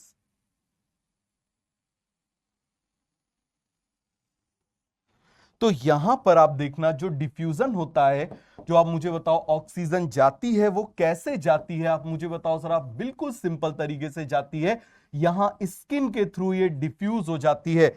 और यहां से आप मुझे बताना, जो CO2 है, जो CO2 जो है वो ऐसे बाहर चली जाती है। क्लियर हो गया? तो इसमें सीधे आप देखो जरा स्किन की मदद से, यहां पर आप देखना स्किन की मदद से क्यूटिकल की मदद से वो क्या हो जाती है, आसानी से डिफ्यूज हो जाती है कि नहीं हो जाती। इसी को क्यूटिकुलर बोल देते हैं। क्यों? क्योंकि आप जानते हो स्किन में आप मुझे बताओ जरा यहां पर क्या प्रेजेंट है, क्यूटिन, तो यहां से डिफ्यूज हो जा रहा है। क्या हो जा रहा है? यहां से इस तरीके से डिफ्यूज हो जा रहा है। तो सभी को ये कॉन्सेप्ट अच्छे से क्लियर हो गया? बोलो जरा जल्दी से, कोई डाउट है, कोई भी कंफ्यूजन है तो इसमें बताओ। हो गया पूरा का पूरा कॉन्सेप्ट क्लियर? तो बताओ सभी को ये कॉन्सेप्ट अच्छे से क्लियर हो गया? अब आ जाओ, हम बात कर रहे हैं किसकी? फिश की। अच्छे से समझना फिश की किस तरीके से होती है, ठीक है, कैसे गैसेस का एक्सचेंज होता है, ठीक है। फिर आप देखो, जैसे ये देखो, अब फिश जो है वो ऐसे पानी में तैर रही है। क्या हो गई आप मुझे बताओ जरा? पानी में तैर रही जाती ना, छपाक छपाक, मछली पानी में गई, छपाक छपाक। तो अब मुझे बताना, जैसे ये पानी में है तो अब क्या होगा? जब ये ऐसे जा रही है तो पानी और ये दोनों अपोजिट डायरेक्शन में, किसमें? अपोजिट डायरेक्शन में। मछली ऐसे जा रही है, मछली ऐसे जा रही है, पानी ऐसा जा रहा है। तो ये देखो पानी इंटर करता जा रहा है, और जब पानी इंटर करेगा तो ये किससे टकराएगा? आप मुझे बताओ जरा? गिल्स से टकराएगा। ये देखो जरा, और यहां से बाहर निकल जाता है। यहां से क्या निकल जाता है? बाहर निकल जाता है। आपको आगे बताऊंगा कि कुछ फिशेस ऐसी होती हैं जिनको बोनी फिशेस बोलते हैं, और कुछ फिशेस ऐसी होती हैं जो कार्टिलेजिनस फिश होती हैं। सब आगे पढ़ेंगे, अभी डिटेल में नहीं जाना। जो बोनी फिशेस होती है उनमें स्पेशल ऐसे कवरिंग भी होती है, जैसे एक कान है ना, ऐसी कवरिंग भी होती है, ठीक है, आगे पढ़ेंगे, जिसको ओपर्क्युलम बोलते हैं। लेकिन जो कार्टिलेजिनस फिश होती है उनमें नहीं होता। तो अब देखना जरा, यहां से ये जो पानी है, ये पानी ऐसे अंदर जा रहा है। ये पानी क्या हो रहा है आप मुझे बताओ जरा? ऐसे अंदर जा रहा है, और जब पानी अंदर जा रहा है ऐसे इसमें टकरा के जा रहा है। अब देखना इस पानी में क्या प्रेजेंट है? Dissolve oxygen. क्या प्रेजेंट है? Dissolve oxygen. ये किससे टकरा रहा है? गिल्स से टकरा रहा है। ये देखो जरा, ये किससे टकरा रहा है? गिल्स से टकरा रहा है। बहुत अच्छे से समझना, ये किससे टकरा रहा है? गिल्स से टकरा रहा है। किससे टकरा रहा है? अब मुझे बताओ जरा? गिल्स से टकरा रहा है। और जब ये गिल्स से टकराएगा, ये देखो जरा, ये पानी ऐसे बह रहा है, ये पानी ऐसे बह रहा है, ये पानी ऐसे बह रहा है। क्लियर हो गया? और जो यहां पर ब्लड का फ्लो हो रहा है, इसके अंदर फ्लूइड का फ्लो हो रहा है, वो ऐसे उल्टे डायरेक्शन में हो रहा है। अब इस बात को बहुत अच्छे से समझना, पानी का फ्लो ऐसे हो रहा है, ब्लड का फ्लो ऐसे हो रहा है, और इस ड्यूरेशन में क्या हो जाएगा? गैसेस का एक्सचेंज हो जाएगा। इस तरीके से गैसेस का क्या हो जाता है? एक्सचेंज। मैं आपको एक बार बना के बताता हूं। जैसे आप देखना, यहां पर मान लो मैं ब्लड का फ्लो बता रहा हूं आपको, ध्यान से देखना जरा, ये किसका फ्लो हो रहा है? ऐसे ये ब्लड का फ्लो हो रहा है। ये किसका फ्लो हो रहा है? आप मुझे बताओ जरा? ब्लड का फ्लो हो रहा है। क्लियर हो गया? और यहां पर आप देखना, ये किसका फ्लो हो रहा है? This is the flow of water. ये किसका फ्लो हो रहा है? आप मुझे बताओ जरा? This is the flow of water. ये किसका फ्लो हो रहा है? This is the flow of water. ये वाटर का फ्लो हो रहा है। क्लियर हो गया? ये किसका फ्लो हो रहा है? वाटर का फ्लो हो रहा है। तो यहां पर आप देखना, इसमें क्या प्रेजेंट है? ऑक्सीजन। इसमें क्या प्रेजेंट है? ऑक्सीजन। तो यहां पर ये जो ऑक्सीजन है वो यहां ऐसे डिफ्यूज होती जाएगी। आप बोलोगे क्यों डिफ्यूज हो गई? ऐसे कैसे डिफ्यूज हो गई? ऐसे कैसे डिफ्यूज हो गई? आप इस बात को समझना, ये है ब्लड फ्लो।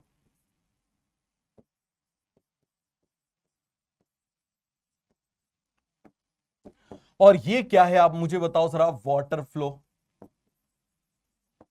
तो ये दोनों अपोजिट डायरेक्शन में जा रहे हैं, अपोजिट डायरेक्शन में जा रहे हैं। तो यहां पर आप देखना है, जो ब्लड कैपिलरीज हैं, जो ब्लड कैपिलरीज हैं, और इन दोनों के बीच में यहां ऑक्सीजन ज्यादा है, यहां ऑक्सीजन कम है।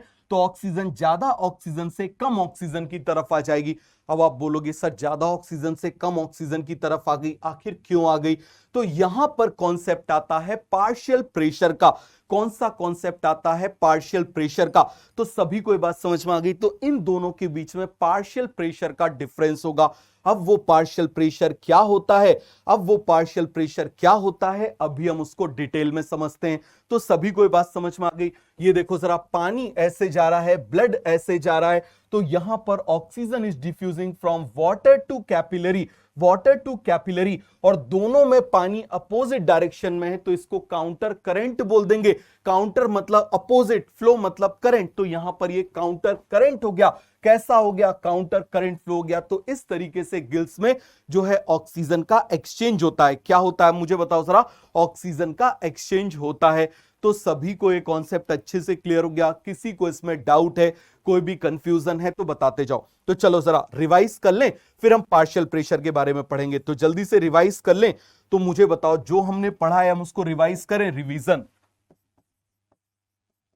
रिवीजन मुझे बताओ जरा जल्दी से, respiratory organ depends on, respiratory organ depends on, respiratory organ depends on, किस पर डिपेंड करते हैं? डिपेंड्स ऑन, फटाफट इस बात का जवाब दो, किस पर डिपेंड करते हैं? दो चीजों पर डिपेंड करते हैं, एक है हैबिटेट और एक क्या है आप मुझे बताइए जरा, one is level of organisation. क्या हो जाएगा? Level of organisation. तो एनसीईआरटी का जो पहला पैराग्राफ है आपको टिप्स में याद हो गया कि नहीं हो गया? आप बताते जाना बस मुझे। अब मुझे बताओ इसके बाद हमने क्या देखा था? Porifera, Coelenterata, Platyhelminthes. मुझे बताओ इनमें किसके थ्रू होता है? Simple diffusion. कैसे हो जाता है? बिल्कुल सिंपल डिफ्यूजन। क्लियर हो गया? कैसे? सिंपल डिफ्यूजन से हो जाता है। क्लियर हो गया? अब इसके बाद आप मुझे बताना हमने किसकी बात करी थी, फटाफट आप मुझे बताओ जरा। अरे याद है, आप भूल गए? इतना सभी को अच्छे से याद हो गया। फिर आप मुझे बताइए, हमने फ्रॉग की बात करी थी, तो फ्रॉग में आप मुझे बताना जरा हमने क्या देखा था? इसमें स्किन के थ्रू भी होता है, इसमें बक्कल कैविटी के थ्रू भी होता है, इसमें आप मुझे बताओ जरा लंग्स के थ्रू भी होता है। किसके थ्रू होता है? लंग्स के थ्रू भी होता है। इसके बाद आप मुझे बताना हमने किसकी बात करी थी? हमने बात करी थी कॉकरोच की, हम इंसेक्ट की बात कर दे रहे हैं। किसकी बात कर रहे हैं? इंसेक्ट। इंसेक्ट में कैसा हुआ था? Tracheal tube. कैसा हुआ था आप मुझे बताओ जरा? Tracheal tube. क्लियर हो गया? इसके बाद आप मुझे बताना हमने किसकी बात करी थी? अर्थवॉर्म की बात करी थी। किसकी बात करी थी? अर्थवॉर्म की बात करी थी। तो मुझे बताओ अर्थवॉर्म में कैसा हुआ था? Moist skin. कैसा हुआ था? मॉइस्ट स्किन, जिसको क्यूटेनियस रेस्पिरेशन भी बोल देते हैं। क्या बोला था हमने? क्यूटेनियस। क्या बोला था? क्यूटेनियस। क्यूटेनियस रेस्पिरेशन बोला था। इसके बाद आप मुझे बताओ फिर हमने लास्ट में क्या देखा था? मुझे बताओ जरा। हमने फिश का देखा था, अभी हमने फिश का देखा। फिश में क्या यूज होती हैं? गिल्स यूज होती हैं। इसके बाद आप मुझे बताना बाकी जो है आप मुझे बताइए जरा। कोई भी एक्वेटिक आ गया, आप मुझे बताओ कोई भी एक्वेटिक आ गया उसमें क्या हो जाएगा? जनरली उसमें क्या होता है? गिल्स। जैसे हम फिश की बात करें, मान लो हम मोलस्क की बात करें, ठीक है, या फिर आप मुझे बताओ आर्थ्रोपोडा की बात करें, कोई भी यदि एक्वेटिक है तो उनमें क्या यूज होगा? आप मुझे बताइए जरा। गिल्स यूज होता है। क्या यूज होता है? गिल्स यूज होते हैं। और उसके बाद में आप मुझे बताओ लास्ट हमने किसकी बात करी थी? एम्फीबियंस की, रेप्टाइल्स की, बर्ड्स की और मैमल्स की। इनमें क्या यूज होंगे? लंग्स। इनमें क्या यूज होंगे? लंग्स। तो मुझे ईमानदारी से बताओ क्या आपको सबको अच्छे से याद हो गया कि नहीं हो गया? बोलिए जरा। कोई भी डाउट है इसमें? कोई भी कंफ्यूजन है तो बोलिए। अरे सभी को कॉन्सेप्ट क्लियर हो गया? आप बताइए जरा। कोई भी डाउट है, कोई भी कंफ्यूजन है तो बताइए। अब आपको अच्छे से क्लियर हो गया? आप बता दो जरा।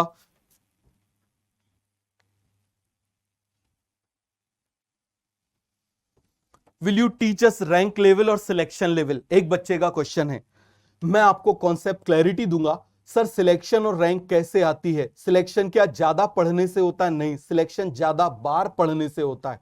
सिलेक्शन कैसा होता है? ज्यादा बार पढ़ने से होता है। जितनी ज्यादा बार पढ़ोगे उतना ज्यादा आपका सिलेक्शन और रैंक के चांसेस हैं। यदि आपने किसी चीज को 5 से 8 बार यदि आपने उसको लिख के कर लिया, आपका सिलेक्शन हो जाएगा।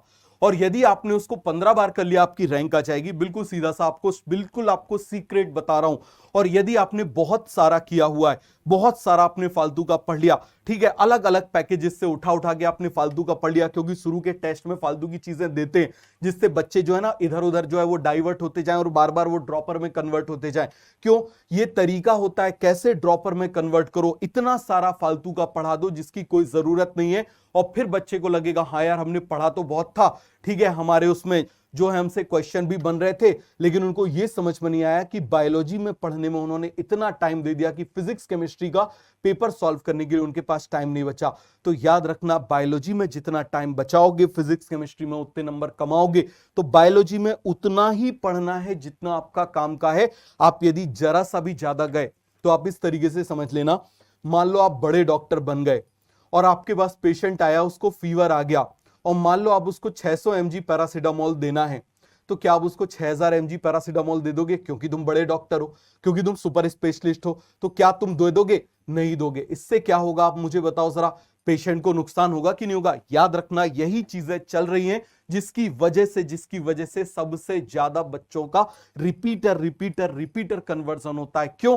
ज्यादा देते जाओ, ज्यादा दिन तक जो है वो पेशेंट बीमार रहेगा, तो भाई वहां से इनकम होती रहेगी। लेकिन यहां पर तुमको सिलेक्ट होना है कि नहीं होना। और कुछ डॉक्टर्स ऐसे भी होते हैं जो बिल्कुल ईमानदार होते हैं। तो आपको इस बात पे बहुत अच्छे से ध्यान रखना है कि मैंने आपको क्या बोला, जो आपको पढ़ाया आप इसको मल्टीपल टाइम्स करो। आप इसको क्या करो? मल्टीपल टाइम्स करो। जितनी ज्यादा बार आप करोगे आपके सिलेक्शन के चांसेस बढ़ते जाएंगे। तो इतना सभी को याद हो गया, हमने जितना पढ़ा है उसको समराइज कर दिया। अब इसको फटाफट 3-4 बार लिख लो।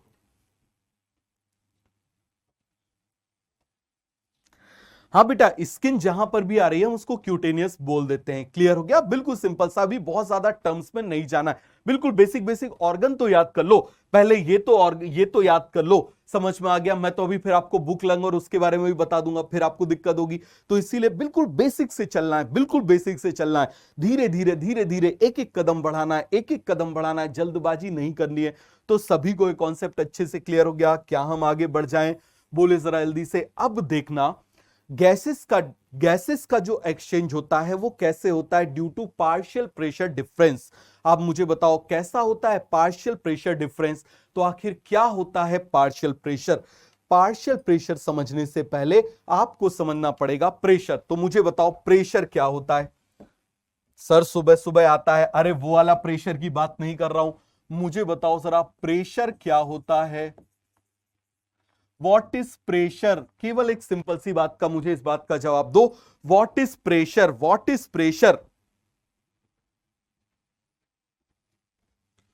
बताओ व्हाट इज प्रेशर? प्रेशर क्या होता है? फटाफट आप मुझे बताओ जरा। किसी भी चीज पे आप मुझे बताओ फोर्स को अप्लाई कर दो एक पर्टिकुलर एरिया पर, force applied per unit area is called pressure.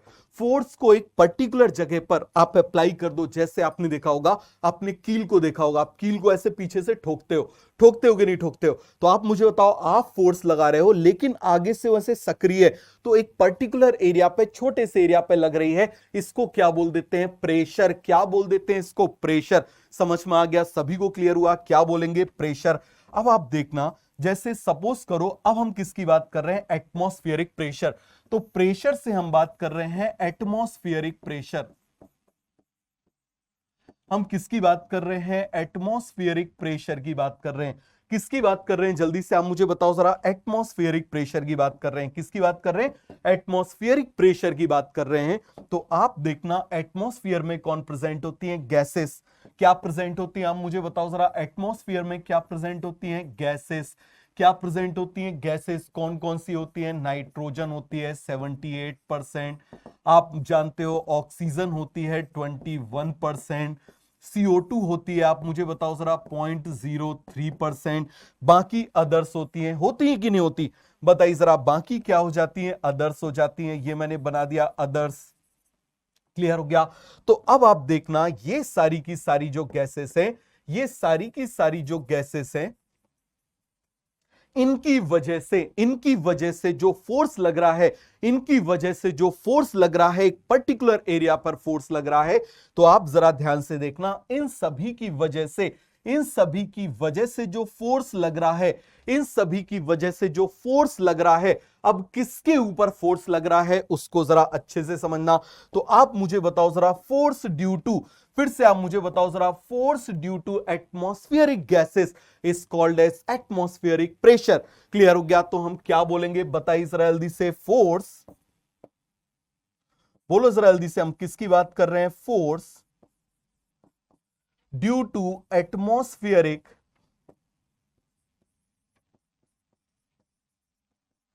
Gases in specific area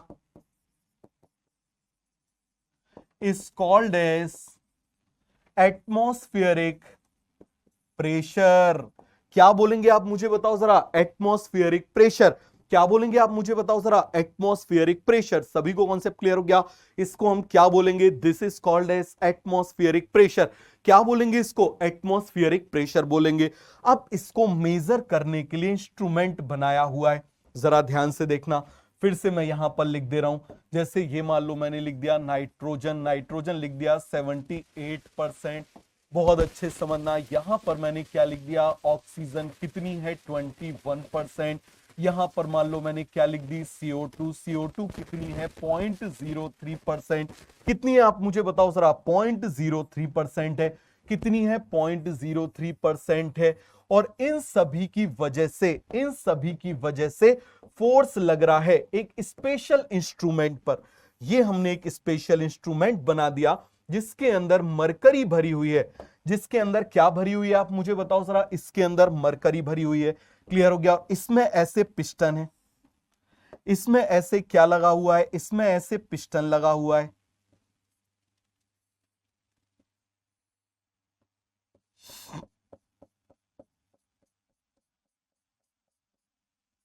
ये देखो जरा, ऐसे पिस्टन लगा हुआ है।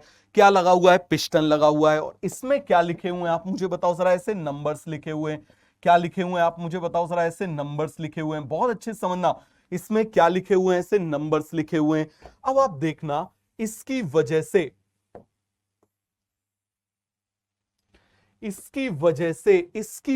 आप मुझे बताओ, इसकी वजह से इसके ऊपर क्या लगेगा, फोर्स लगेगा। इसकी वजह से इसके ऊपर क्या लगेगा, ऐसे फोर्स लगेगा। और जब फोर्स लगेगा तो आप मुझे बताना, ये वहीं रहेगा या नीचे चला जाएगा। बताओ जरा जल्दी से, वहीं रहेगा या नीचे चला जाएगा। बोलिए जरा जल्दी से, वहीं रहेगा या नीचे चला जाएगा। तो ये क्या हो जाएगा, नीचे चला जाएगा। अब जितने नीचे चला गया, बहुत अच्छे से इस बात को समझना, जितने नीचे ये चला गया, जितने नीचे ये चला गया, ध्यान से देखना जरा। मान लो इस फोर्स की वजह से ये जो पिस्टन है वो पिस्टन यहां पर आ गया। वो जो पिस्टन था वो पिस्टन यहां पर आ गया। ये देखो जरा, वो जो पिस्टन था वो पिस्टन कहां पर आ गया, यहां पर आ गया। इस फोर्स की वजह से जो पिस्टन था वो पिस्टन यहां पर आ गया। जैसे आपने देखा होगा, आप खड़े हो जाते हो उस पर वेइंग मशीन के ऊपर, तो वो कुछ नंबर शो करने लगती है, कुछ नंबर शो करने लगती है कि नहीं करने लगती। तो मुझे बताना जरा, यहां पर जब ये ऐसे मूव होते होते पहुंच गया और यहां पर नंबर लिखा हुआ है 760 mm ऑफ Hg। क्लियर हो गया। ये यहां पर 760 नंबर पर पहुंच गया, तो इसको हम क्या बोल देंगे, 760 mm ऑफ Hg। तो मुझे बताओ, इन सारी गैसेस की वजह से जो प्रेशर आया, वो क्या हो गया, एटमॉस्फेरिक प्रेशर। और वो एटमॉस्फेरिक प्रेशर कितना हो गया, बोलिए जरा जल्दी से, 760 mm ऑफ Hg। फिर से आप मुझे बताओ जरा, कितना हो जाएगा, 760 mm ऑफ Hg। सभी को कॉन्सेप्ट क्लियर हो गया। यहां से कॉन्सेप्ट स्टार्ट हुए। अभी तक जो हम पढ़ रहे थे वो एनसीईआरटी का पहला पैराग्राफ था। अब यहां से कॉन्सेप्ट स्टार्ट हुए, अच्छे से समझना स्टार्ट करो। तो सभी को ये कॉन्सेप्ट क्लियर हो गया कि नहीं हो गया। तो आप मुझे बताना जरा, ये क्या कहलाएगा, atmospheric gases, atmospheric pressure due to all gases. लेकिन यदि मैं आपसे पूछूं, इसमें केवल ऑक्सीजन का कितना है, केवल CO2 का कितना है, केवल नाइट्रोजन का कितना है, तो कैसे निकालोगे आप मुझे बताओ जरा। यदि मैं आपसे पूछ लूं बताना जरा कि इसकी वजह से कितना है, तो इसको हम बोलेंगे partial pressure of nitrogen. Partial का मतलब क्या होता है, एक का। जैसे आप इस तरीके से समझना, मान लो एक टोकनी है, और बेसिक पे चलते हैं, आप इस बात को समझना। जैसे मान लो यहां पर मैंने एक टोकनी बना दी, ये एक टोकनी बना दी। अरे टोकनी तो जानते हो ना, ये इस तरीके से बना दी, एक टोकनी बना दी, ठीक है। या मान लो एक ऐसे ये बना दिया, एक बर्तन बना दिया, ठीक है। इस बर्तन में आप समझना मैंने क्या रख दिया, ये मान लो मैंने ऐसे मैंगो रख दिए।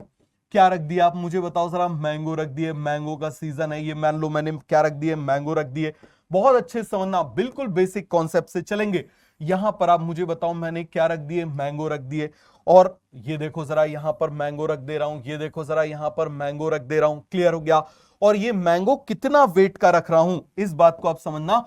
मान लो मैंगो मैंने रख दिए 5 kg। कितने रख दिए आप मुझे बताओ जरा, 5 kg। अब मैं किसकी बात कर रहा हूं, मान लो यहां पर मैं एप्पल रख रहा हूं। क्या रख रहा हूं, मान लो यहां पर मैं एप्पल रख रहा हूं, ये देखो जरा, ये मान लो मैंने क्या रख दिया, एप्पल रख दिया। बड़े जोरदार कलर का, ये देखो जरा क्या रख दिया, एप्पल रख दिया। ये देखो जरा, ये एप्पल रख दिया। एप्पल मान लो मैंने यहां पर कितना रख दिया, 3 kg रख दिया। कितना रख दिया आप मुझे बताओ जरा, 3 kg मैंने यहां पर एप्पल को रख दिया। तो आप मुझे बताओ जरा इसका टोटल वेट कितना हो जाएगा। केवल मुझे इस बात का जवाब दो, टोटल वेट, इसका टोटल वेट बताओ, टोटल वेट बताओ जरा, इसका टोटल वेट कितना हो जाएगा। 5 + 3 कितना हो जाएगा, 8 kg हो जाएगा कि नहीं हो जाएगा। लेकिन यदि मैं इसमें से पूछूं, आप मुझे बताना जरा वेट ऑफ मैंगो, बताओ जरा वेट ऑफ मैंगो आप कितना बोलोगे, 5 kg। मैं आपसे बोलूंगा वेट ऑफ, बताओ जरा एप्पल आप कितना बोलोगे, बोलिए जरा जल्दी से, वेट ऑफ एप्पल कितना बोलोगे, 3 kg। तो ये जो 5 kg और 3 kg क्या है, they are called as partial weight. Partial weight का मतलब क्या हो जाएगा कि टोटल वेट में इनका कंट्रीब्यूशन, टोटल वेट में इनका कंट्रीब्यूशन। क्लियर हो गया। तो यदि मैं आपसे पूछूं what is the partial weight of, what is the partial weight of mango, आप बोलोगे 5 kg। मैं बोलूंगा what is the partial weight of Apple, आप बोलोगे 3 kg। बोलोगे कि नहीं बोलोगे। तो इसी तरीके से आप मुझे बताना total atmospheric pressure 760 mm of Hg है, 100% गैसेस की वजह से इतना है। तो ये देखो जरा, तो आप मुझे बताना, हट जा भाई, हट गया। तो आप मुझे बताना, यहां पर मैं लिख रहा हूं 100% gases, 100% atmospheric gases, 100% atmospheric gases. तो बताओ जरा 100% एटमॉस्फेरिक गैसेस कौन कितनी है इसमें, 78% इसमें क्या है, नाइट्रोजन। आप मुझे बताओ इसमें 21% क्या है, ऑक्सीजन। ठीक है, 0.03% इसमें क्या है, CO2। और इन सभी की वजह से, इन सभी की वजह से बताना जरा जल्दी से, इन सभी की वजह से, इन सभी की वजह से कितना हो जाएगा, बोलो जरा जल्दी से, इन सभी की वजह से कितना एटमॉस्फेरिक प्रेशर आ रहा है, 760 mm ऑफ Hg। कितना आ रहा है, 760 मिलीमीटर ऑफ मरकरी। कितना आ रहा है, 760 मिलीमीटर ऑफ मरकरी आ रहा है। बन जाएगा कि नहीं बन जाएगा, बोलिए जरा जल्दी से। तो ये टोटल हो गया। ये क्या है आप मुझे बताना जरा, this is total, this is total, मतलब ड्यू टू 100%, हम क्या बोलेंगे, due to 100%, due to 100%। Clear हो गया। अब मैं आपसे पूछ रहा हूं कि यहां पर आप जरा कैलकुलेट करके बताओ कि नाइट्रोजन का कितना हो जाएगा। तो मैं आपसे पूछ रहा हूं पार्शियल प्रेशर, बताओ जरा पार्शियल प्रेशर ऑफ नाइट्रोजन। तो अब आप मुझे बताओ, आप इसको कुछ ऐसे सॉल्व कर सकते हो, जबकि 100% की वजह से, 100% की वजह से 760 है। तो इसीलिए आप मुझे बताइए जरा 78% की वजह से कितना हो जाएगा, बताओ जरा, 78 × 760 अपॉन 100 हो जाएगा कि नहीं हो जाएगा। तो क्या यहां पर पार्शियल प्रेशर आ जाएगा कि नहीं आ जाएगा, बोलो जरा। क्या सभी को पूरा का पूरा कॉन्सेप्ट क्लियर हो गया, कोई भी डाउट है इसमें, कोई भी कंफ्यूजन है तो बताओ जल्दी से, मुझे इस बात का जवाब दो। 100% की वजह से 760 है, तो 78% की वजह से इतना हो जाएगा। हो जाएगा कि नहीं हो जाएगा, बोलिए जरा जल्दी से, इतना हो जाएगा। तो कितना आ जाएगा बताओ जरा, इसको कैलकुलेट करके बताओ। अप्रोक्सीमेटली 560 mm ऑफ Hg आ जाएगा। So this is the partial pressure of, this is the partial pressure of nitrogen, this is the partial pressure of nitrogen। Calculate कर लो कितना आ जाएगा, बोलो जरा जल्दी से, कितना आ जाएगा, फटाफट फटाफट मुझे इस बात का जवाब दो, फटाफट कैलकुलेट करो। कैसे करोगे, 78 × 760, 592 के अराउंड कितना आ जाएगा, आप मुझे बताओ जरा, 592 के अराउंड, बिल्कुल सही। तो यहां पर आप मुझे बताना कितना आ जाएगा, 590 लिख दे रहे हैं। अब इसको आप कैलकुलेट करो, अब इसको आप कैलकुलेट करो। आपको कैलकुलेट करना है पार्शियल प्रेशर, आपको क्या कैलकुलेट करना है, पार्शियल प्रेशर ऑफ ऑक्सीजन। क्या कैलकुलेट करना है, पार्शियल प्रेशर ऑफ ऑक्सीजन। तो कैसे कैलकुलेट करोगे बताओ जरा, जबकि 100% की वजह से कितना है, 760 mm ऑफ Hg। तो इसीलिए आप मुझे बताइए जरा 21% की वजह से कितना हो जाएगा, 21 × 760 अपॉन 100। तो मुझे बताओ जरा कितना आ जाएगा, 159 mm ऑफ Hg। इतना ही आता है कि नहीं आता, बताइए जरा कितना आ जाएगा, 159 mm ऑफ Hg। क्लियर हो गया। अप्रोक्सीमेटली हम 160 भी बोल सकते हैं, अब आप इसका कैलकुलेट करो, अब आप जरा CO2 का कैलकुलेट करो। तो partial pressure of CO2 calculate करो, partial pressure of CO2, partial pressure of CO2। तो बताइए जरा कितना हो जाएगा पार्शियल प्रेशर, जबकि 100% की वजह से कितना है, बताइए जरा 760 mm ऑफ Hg है। तो इसीलिए 0.03 की वजह से कितना हो जाएगा, 0.03 इंटू 760 अपॉन 100। तो आप मुझे बताइए कितना आ जाता है, 0.29, मतलब अप्रोक्सीमेटली हम 0.3 बोल दें, क्या बोल दें, 0.3 बोल दें। तो यहां से हमको पार्शियल प्रेशर निकालना आ गया। तो मुझे बताओ अब एक चीज जरा ध्यान से देखना। अब डॉल्टन भाई साहब ने यह बोला था कि जितना ज्यादा पार्शियल प्रेशर है उतनी ज्यादा कंसंट्रेशन है। तो डॉल्टन ने एक सेंटेंस बोला था कि concentration of gases is measured in terms of partial pressure. देखो कंसंट्रेशन मतलब वो कितनी है, 78% कंसंट्रेशन नाइट्रोजन की है, तो इसकी कंसंट्रेशन ज्यादा है तो इसका पार्शियल प्रेशर भी ज्यादा है। इसकी कंसंट्रेशन इससे कम है तो इसका पार्शियल प्रेशर भी इससे कम है। इसकी कंसंट्रेशन इससे भी कम है तो इसका पार्शियल प्रेशर भी इससे कम है। तो डॉल्टन ने एक सिंपल सी चीज बोली थी कि concentration of gases is measured in terms of partial pressure. फिर से आप मुझे बताओ क्या बोलेंगे, concentration of gases, concentration of gases is measured in terms of partial pressure. बोलिए जरा जल्दी से, बोलो जरा, सभी को ये कॉन्सेप्ट अच्छे से क्लियर हो गया? कोई भी डाउट है, कोई भी कंफ्यूजन है, लिखो इसको, बारात में थोड़ी आए हो, लिखो इसको, लिखो इसको जरा जल्दी से।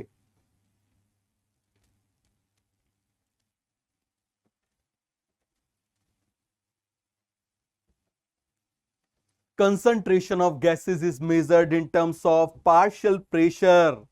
तो यहां पर इंपॉर्टेंट पॉइंट क्या हो जाएगा, आप मुझे बताइए फटाफट, आप मुझे बताइए इंपॉर्टेंट पॉइंट क्या हो जाएगा, concentration, concentration of gases are measured in terms of partial pressure, partial pressure। समझ में आ गया? दूसरा important point, gases always moves, gases always moves, always moves from the area of high pressure, high partial pressure to the area of low partial pressure।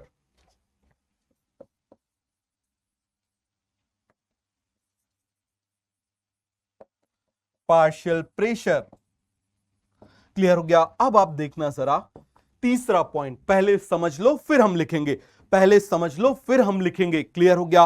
अरे सभी को समझ में आ गया? अरे इससे ज्यादा तुमको मेडिकल कॉलेज में भी नहीं पढ़ना पड़ेगा, अभी जरा तुम आगे देखते जाओ। बात समझ में आ रही है? कॉन्सेप्ट पढ़ने की तुम्हारी आदत नहीं है, बस रटने की आदत है, रट लिया रट लिया, इसीलिए दिक्कत होगी, तुमको थोड़ा सा अटपटा लगेगा, क्योंकि कॉन्सेप्ट मिल रहा है ना, एकदम से कुछ अच्छी चीज भी मिलती है तो लगता है ना इतना सारा अच्छा कैसे हो गया, होता है कि नहीं होता, डाउट होने लगता है, होने लगता है। तो इसीलिए इस बात को बहुत अच्छे से समझते जाओ। तो ये सभी को कॉन्सेप्ट क्लियर हो गया? तीसरा पॉइंट समझना, तीसरा पॉइंट बहुत अच्छे से समझो। जैसे मान लो ये मैं बोल रहा हूं एक एरिया बना दिया, यहां पर मान लो मैंने बना दिया पार्शियल प्रेशर ऑक्सीजन का है, सपोज करो 100, ठीक है। यहां पर मान लो मैंने पार्शियल प्रेशर बना दिया 40। आप मुझे स्पीड बताना, ये है ए एरिया, क्लियर हो गया? दूसरा आप मुझे बताना, ये मैं बना रहा हूं पार्शियल प्रेशर 160, और यहां पर मान लो मैं पार्शियल प्रेशर बना रहा हूं 40। मैं कितना बना रहा हूं? 40। अब मुझे बताओ कहां पर डिफ्यूजन की स्पीड फास्ट होगी, बताओ जरा किस जगह पर स्पीड फास्ट होगी, फास्टर डिफ्यूजन, क्वेश्चन है, इस बात का जवाब दो।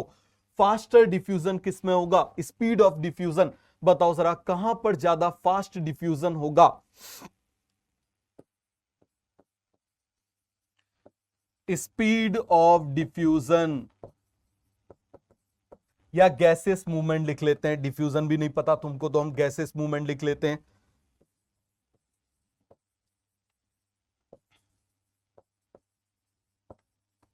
बताओ ए में ज्यादा होगा या बी में ज्यादा फास्ट होगा? ए में ज्यादा होगा या बी में ज्यादा फास्ट होगा? क्यों? क्यों ऐसा? आपने क्या किया भाई, यहां पर इसका डिफरेंस निकाल लो। डिफरेंस बताओ जरा, डिफरेंस इसका मतलब डिफरेंस होता है, कितना डिफरेंस आ गया 60 का। यहां पर डिफरेंस निकाल लो, यहां पर डिफरेंस आप मुझे बताओ जरा कितना आ रहा है 120 का। तो इसका मतलब आप मुझे बताना ये ज्यादा है तो स्पीड भी इसकी ज्यादा है।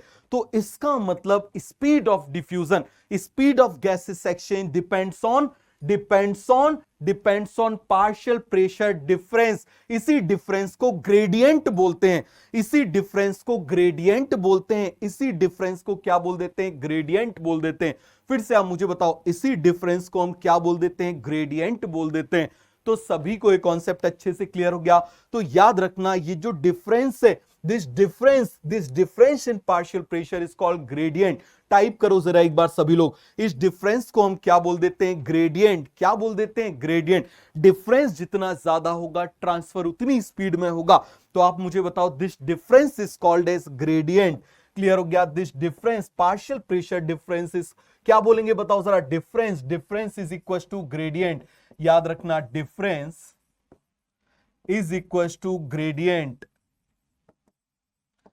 क्या बोलेंगे आप मुझे बताओ जरा? ग्रेडियंट। क्या बोलेंगे? ग्रेडियंट। तो यहां पर आप मुझे बताना, मैं लिख सकता हूं speed of diffusion is directly proportional to partial pressure gradient. बोल सकता हूं कि नहीं बोल सकता? तो बताओ जरा, क्या मैं ये स्टेटमेंट बोल सकता हूं? सीधे स्टेटमेंट आपको मिलेगा नीट में, स्पीड ऑफ गैसेस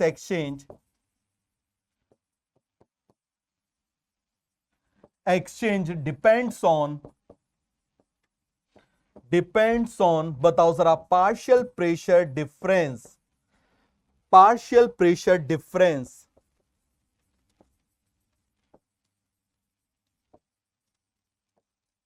डिफरेंस और ग्रेडियंट। समझ में आ गया? किस पे डिपेंड करेगा? पार्शियल प्रेशर डिफरेंस, या फिर किस पे डिपेंड करेगा? ग्रेडियंट पे डिपेंड करेगा। कैसे बनाए इस डिफरेंस को, कैसे क्रिएट करें डिफरेंस को, बताओ जरा। आप जानते हो कि बॉडीज की टेंडेंसी होती है इक्विलिब्रियम में रहना। बॉडीज की टेंडेंसी क्या होती है? इक्विलिब्रियम में रहना। अभी हम ऐसे हैं, सांस रोक के ऐसे खड़े हुए हैं।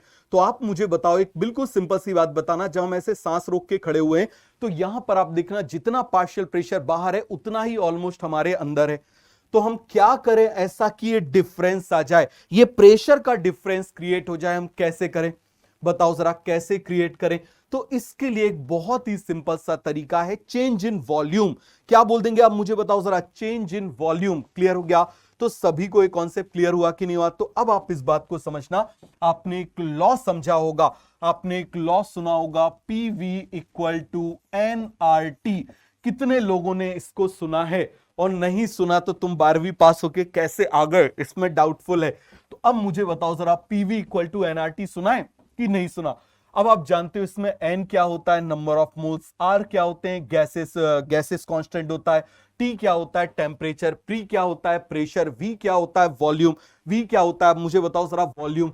तो आप देखना जरा, ये तीनों की तीनों जो चीजें हैं, बताओ जरा, n number of moles, gases constant, temperature. बोलो जरा, यहां पर हम लिख दें एन क्या है? नंबर ऑफ मोल्स यही होता है। अब मुझे बताओ जरा, आर क्या हो गया? फटाफट आप मुझे बताना जरा। गैसेस कांस्टेंट होता है, सिंपल ऐसे कांस्टेंट लिख देते हैं हम, ये लिख दे रहे हैं कांस्टेंट। टी आप मुझे बताओ जरा, क्या है? टेम्परेचर। टी क्या है? टेम्परेचर। अब मुझे बताना, रूम टेम्परेचर पर, अभी जैसे आप जिस कमरे में बैठे हुए, तो क्या बार बार टेम्परेचर ऐसे फ्लक्चुएट हो रहा है क्या? बताओ जरा, क्या बार बार ऐसे टेम्परेचर फ्लक्चुएट हो रहा है कि अभी 20 डिग्री, फिर 40 डिग्री, फिर 50 डिग्री, फिर 10 डिग्री? ऐसा नहीं है ना। तो टेम्परेचर ऑलमोस्ट कांस्टेंट होता है। तो आप मुझे बताओ, जिस रूम में बैठे हुए वहां पर टेम्परेचर ऑलमोस्ट कांस्टेंट होगा। तो ये तीनों की तीनों चीजें अभी क्या हो गई? एट रूम टेम्परेचर ये क्या हो जाएंगी? All are constant. NRT are constant, NRT are constant, ये क्या हो जाएंगे? कांस्टेंट। कांस्टेंट मतलब चेंज नहीं हो रहा है, चेंज नहीं हो रहा है। और जब ऐसा होगा तो क्या मैं लिख सकता हूं? पीवी इक्वल टू कांस्टेंट लिख सकता हूं PV इक्वल टू कांस्टेंट। अब मुझे बताना जरा, क्या मैं P को ऐसे लिख सकता हूं इनवर्सली प्रोपोर्शनल टू V? लिख सकता हूं कि नहीं लिख सकता? P is inversely proportional to V। लिख सकता हूं या नहीं लिख सकता? फटाफट मुझे इस बात का जवाब दो। क्लियर हो गया? क्या मैं ऐसे लिख सकता हूं?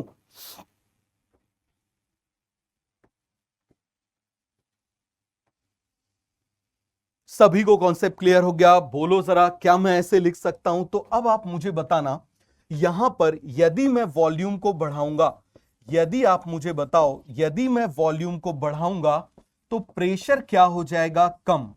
प्रेशर क्या हो जाएगा? कम। यदि आप मुझे बताओ मैं वॉल्यूम को क्या करूंगा, बताओ जरा, वॉल्यूम को करूंगा कम, तो प्रेशर क्या हो जाएगा? ज्यादा। तो क्या मैं वॉल्यूम को चेंज करके प्रेशर को चेंज कर सकता हूं? जवाब देना, क्या मैं वॉल्यूम को चेंज करके प्रेशर को चेंज कर सकता हूं? अब आखिर कैसे वॉल्यूम को चेंज किया जाए? बिल्कुल बेसिक कॉन्सेप्ट समझना, बिल्कुल बेसिक कॉन्सेप्ट समझना। बाद में हम समझेंगे नाक के बारे में, फेरिंग्स फेरिंग्स इन सब के बारे में बाद में समझेंगे। पहले बिल्कुल सिंपल मैकेनिज्म को समझना, बिल्कुल सिंपल मैकेनिज्म को समझना। क्लियर हो गया?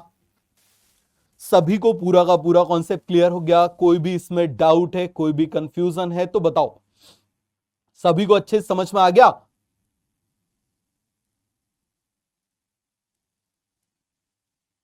सभी को कॉन्सेप्ट अच्छे से क्लियर हो गया? बेटा परेशान मत हो, कुछ बच्चे आ जाते हैं, कुछ बच्चे आ जाते हैं कि नहीं आ जाते, स्पैमर्स होते हैं, वो एक्चुअली पेड स्पैमर्स होते हैं। समझ में आ रहा है क्या होते हैं? पेड स्पैमर्स होते हैं। बेटा तुम भी बैठ जाओ, तुम्हारा भी भला हो जाएगा। तुम 5-10 हजार तुमको महीना मिलता है, सीख जाओ, क्या पता नीट निकाल लो, तुम्हारा भी भला हो जाए। समझ में आ गया? तो अच्छे से बैठ जाओ जरा। तो ये पूरा का पूरा कॉन्सेप्ट क्लियर हो गया? तो अब आप यहां पर देखना, मैं एक बिल्कुल सिंपल सी बात बोल रहा हूं, बिल्कुल सिंपल।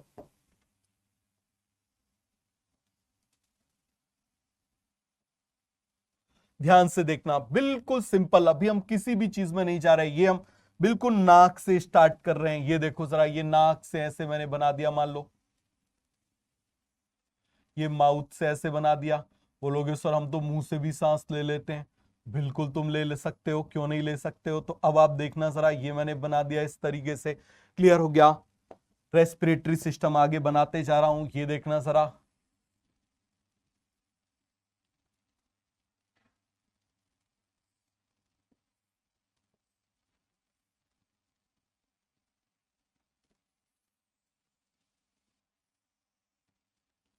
बिल्कुल बेसिक से बिल्कुल एडवांस तक चलेंगे। समझ में आ गया? बिल्कुल बेसिक से बिल्कुल एडवांस तक चलेंगे। क्लियर हो गया? अब आप इस बात को समझना, यहां पर बाहर आप मुझे बताओ पार्शियल प्रेशर ऑक्सीजन का कितना प्रेजेंट है? अभी हमने निकाला था 159 mm ऑफ Hg। कितना निकाला था आप मुझे बताओ जरा? 159 mm ऑफ Hg। क्लियर हो गया? कितना निकाला था? 159 mm ऑफ Hg। क्लियर हो गया? जरा ध्यान से देखना, ये देखो जरा, ये आपको दिखाई दे रहा है? ये देखो जरा। तो इसके बाहर आप जरा ध्यान से देखना, इसके बाहर आपको ये जो दिखाई दे रहा है, ये देखो जरा, बाहर आप मुझे बताओ एटमॉस्फेरिक प्रेशर कितना है? 159 mm ऑफ Hg। ये आपको देखो जरा धक धक करते हुए दिख रहा है, दिख रहा है कि नहीं दिख रहा आपको? क्या धक धक यहां पर करते हुए दिख रहा है? ये लंग्स बने हुए हैं, ये नीचे आपको दिखाई दे रहा है, ये क्या है? This is diaphragm. ये क्या है आप मुझे बताओ जरा? This is diaphragm. अब देखना, यदि इस डायफ्राम को मैं ऐसे खींच दूं, बिल्कुल बेसिक जो आपका क्वेश्चन इस साल आया था, जरा ध्यान समझना। आप मुझे बताओ जरा, यदि मैं इसको ऐसे खींच दूं, अब इस बात को समझना, धक्का मारना पॉजिटिव प्रेशर, खींचना नेगेटिव प्रेशर। धक्का मारना, मैं आपको धक्का मार रहा हूं, आपकी एनर्जी बढ़ेगी या कम हो जाएगी? बढ़ जाएगी। So that is called as positive pressure. मैं आपको खींच रहा हूं, आप मान लो ऐसे चल के जा रहे हो और मैं आपको खींच रहा हूं, तो आपकी एनर्जी क्या हो जाएगी? कम होगी। तो इसको बोलेंगे नेगेटिव प्रेशर। तो मुझे इस बात का जवाब दो, धक्का का मतलब क्या हो जाता है? बताओ जरा, पॉजिटिव प्रेशर। और खींचने का मतलब क्या हो जाता है? Negative pressure. धक्का मारना पॉजिटिव प्रेशर, खींचना आप मुझे बताओ नेगेटिव प्रेशर। तो यहां पर आप देखना, जैसे ही हम इसको कॉन्ट्रैक्ट करेंगे, जैसे ही हम इसको कॉन्ट्रैक्ट करेंगे, जैसे ही इसको कॉन्ट्रैक्ट करेंगे, इस जगह का वॉल्यूम बढ़ जाएगा। वॉल्यूम बढ़ जाएगा तो प्रेशर कम हो जाएगा, और जैसे ही आप मुझे बताओ प्रेशर कम हो जाएगा, जैसे ही प्रेशर कम हो जाएगा, जैसे ही प्रेशर कम हो जाएगा, वैसे ही आप मुझे बताओ गैस को हमने खींच लिया कि नहीं खींच लिया? हमने क्या किया, इसको खींचा, जिसकी वजह से गैस भी खिंच गई। तो आप मुझे बताओ हमारे अंदर नेगेटिव प्रेशर ब्रीदिंग है या पॉजिटिव प्रेशर ब्रीदिंग है? बिल्कुल basic concept, even all India PG में भी पूछा गया है क्वेश्चन। तो मुझे इस बात का जवाब दो, आप मुझे बताना हम क्या कर रहे हैं। हमने डायफ्राम को खींचा, जिसकी वजह से वॉल्यूम बढ़ गया, वॉल्यूम बढ़ने की वजह से एयर भी ऊपर से खिंच गई। तो आप मुझे बताओ हम खींच रहे हैं, हम एयर को खींच रहे हैं, सो this is negative pressure breathing या फिर पॉजिटिव प्रेशर ब्रीदिंग? केवल इस बात का जवाब दो, ये ब्रीदिंग क्या कहलाएगी? नेगेटिव प्रेशर ब्रीदिंग कहलाएगी या पॉजिटिव प्रेशर ब्रीदिंग कहलाएगी? ये क्या कहलाएगी आप मुझे बताओ जरा। This is called as negative pressure breathing. सभी को क्लियर हो गया? अब देखो यहां पर मैं बना दे रहा हूं, ये देखो जरा, इस तरीके से ये ऐसे बना दिया। ये आप मुझे बताइए ये क्या बनाया हुआ हमने? This is diaphragm. ये हमने क्या बनाया हुआ है? This is diaphragm. क्या बनाया हुआ है जल्दी से आप मुझे बताओ जरा। This is diaphragm. क्या बनाया हुआ है? बिल्कुल सिंपल, पार्शियल प्रेशर समझना है, अभी कुछ भी नहीं।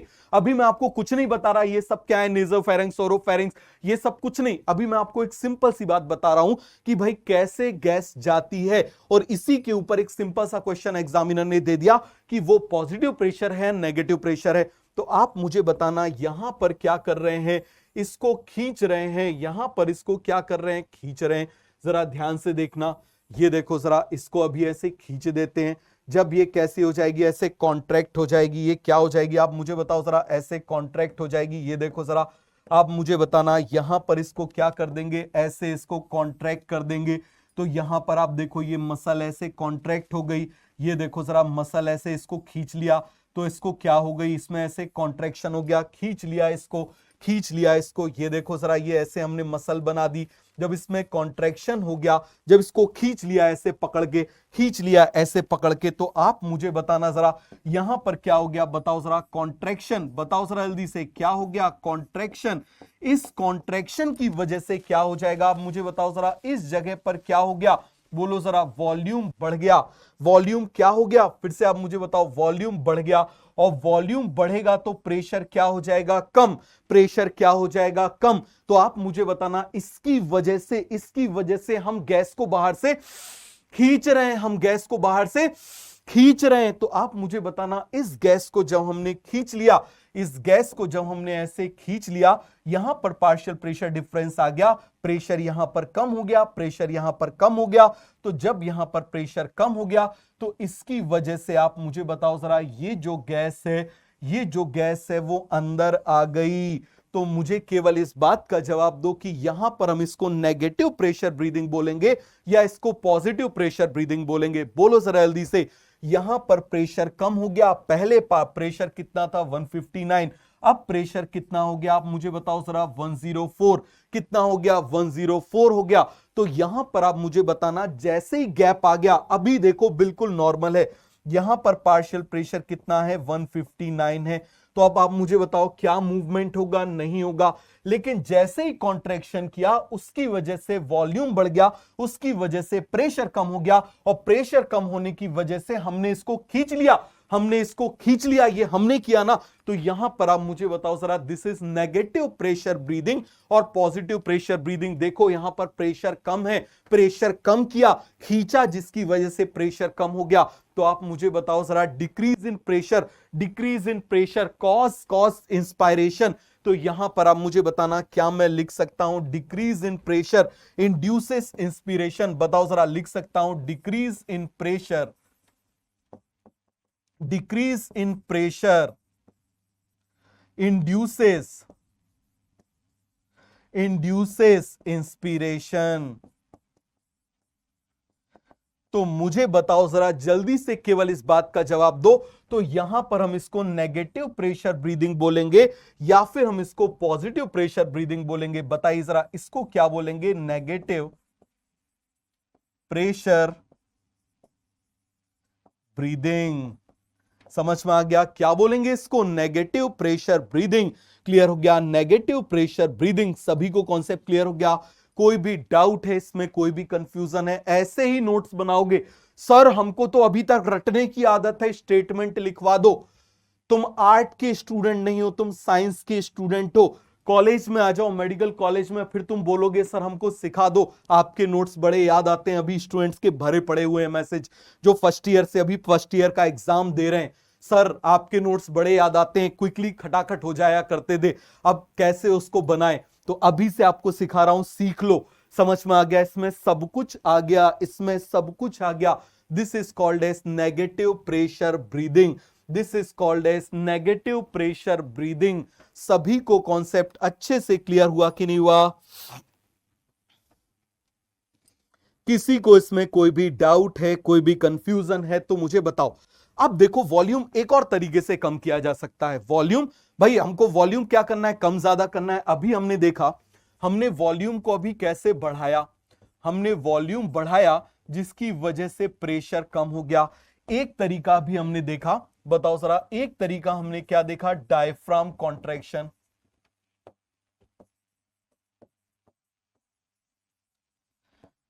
डायफ्राम कॉन्ट्रैक्शन क्या देखा हमने? Diaphragm contraction. अब दूसरा है, अब आप जरा दूसरा मैकेनिज्म समझना, दूसरा मैकेनिज्म समझना, एक्सपेंशन ऑफ रिब केज। हम किसकी बात कर रहे हैं? Expansion of rib cage.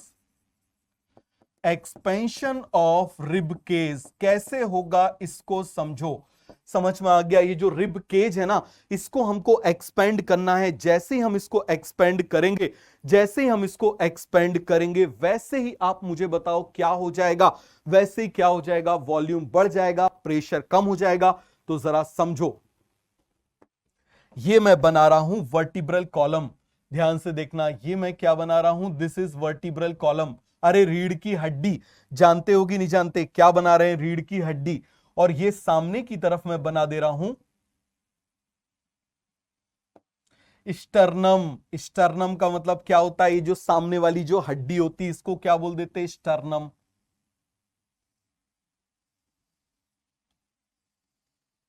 Clear हो गया? क्या बना दिया? आप मुझे बताओ जरा। स्टर्नम, रीढ़ की हड्डी, और यहां स्टर्नम, रीढ़ की हड्डी और यहां स्टर्नम।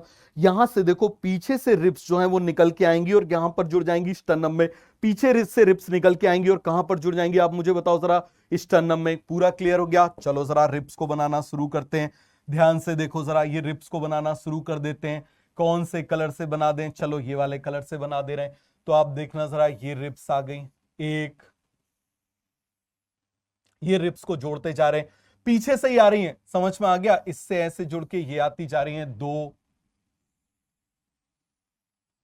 ये देखो जरा ऐसे तीन,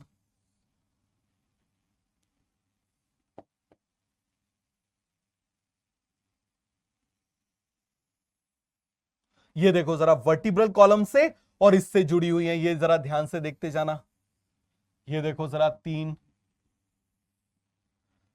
चार, ये मैं जोड़ते जा रहा हूं चार।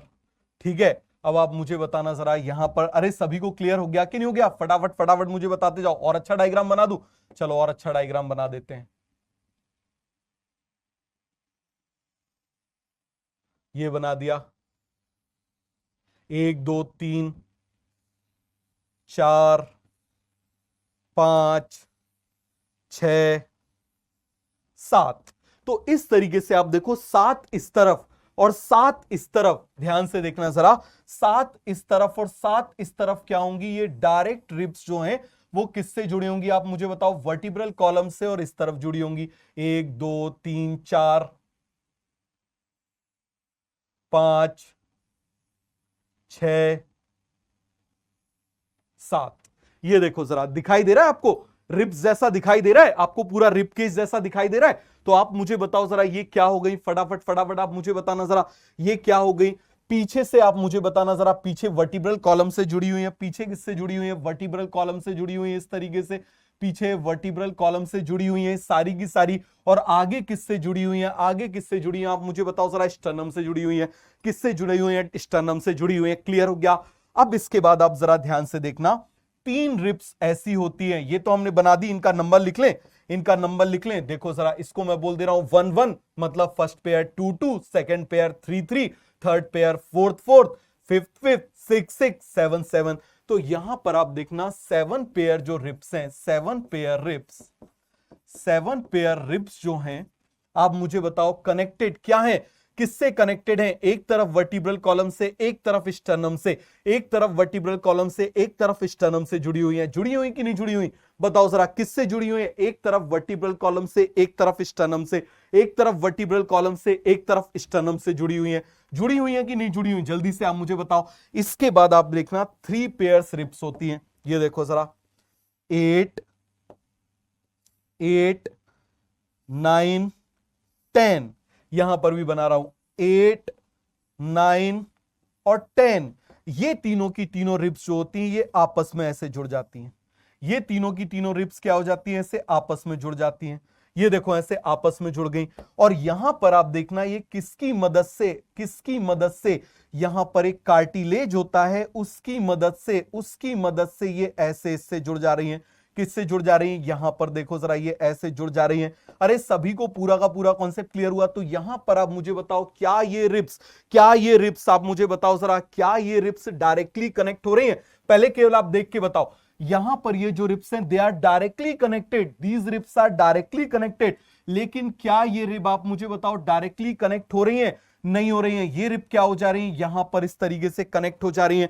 तो मुझे बताओ जरा इन रिब्स को क्या बोल देंगे? They are called as indirect ribs. तो यहां पर आप मुझे बताना ये क्या है? 3 पेयर्स।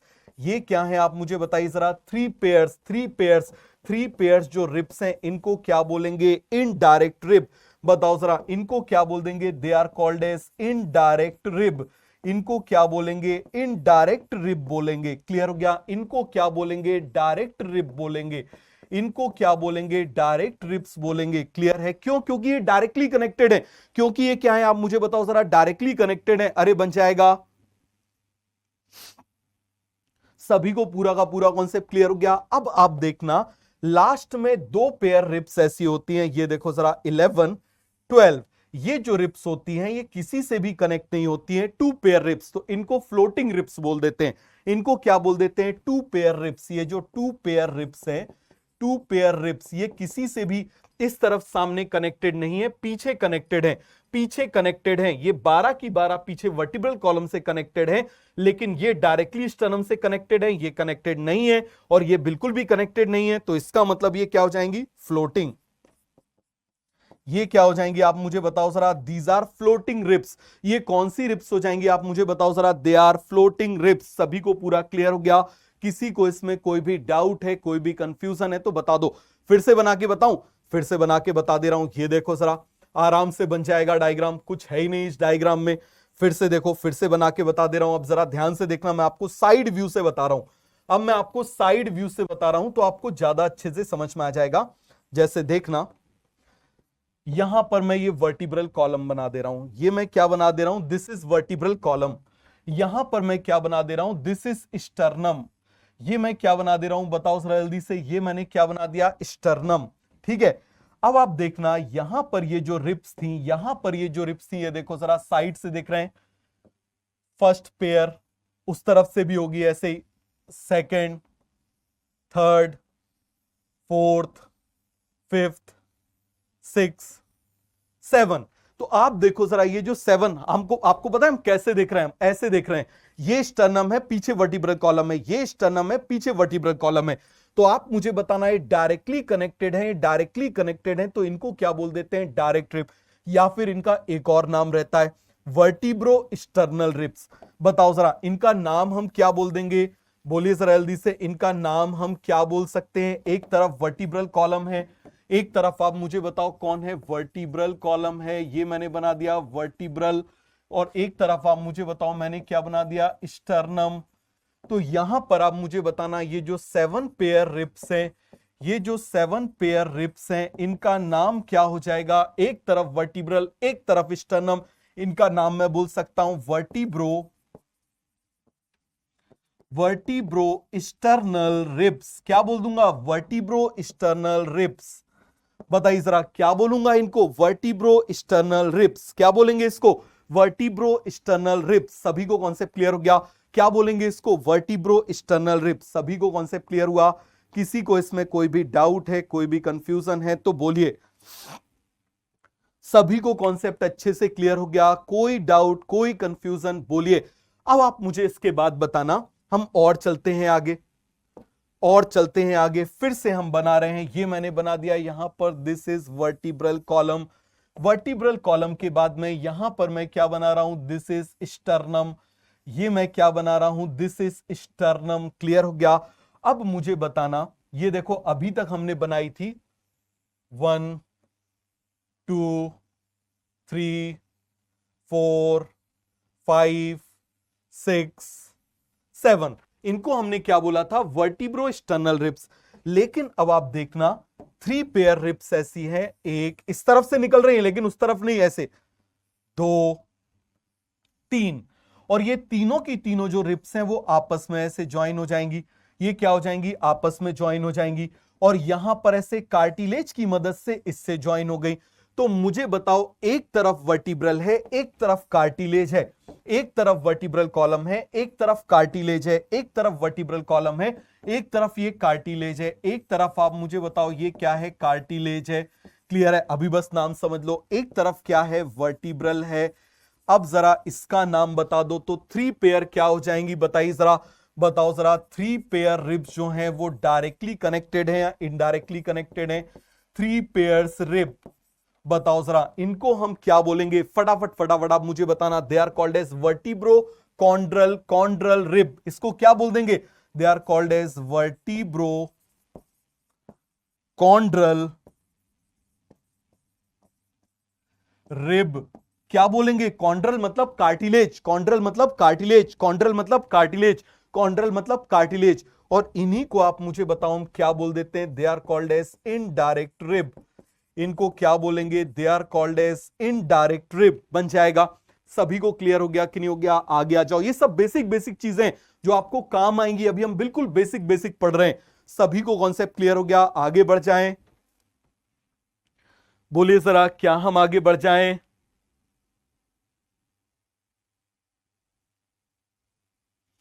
सभी को कॉन्सेप्ट अच्छे से क्लियर हो गया? चलिए जरा आगे बढ़ जाते हैं। अब आप देखना, इसके बाद में ये मैंने बना दिया यहां पर, आप देखो जरा।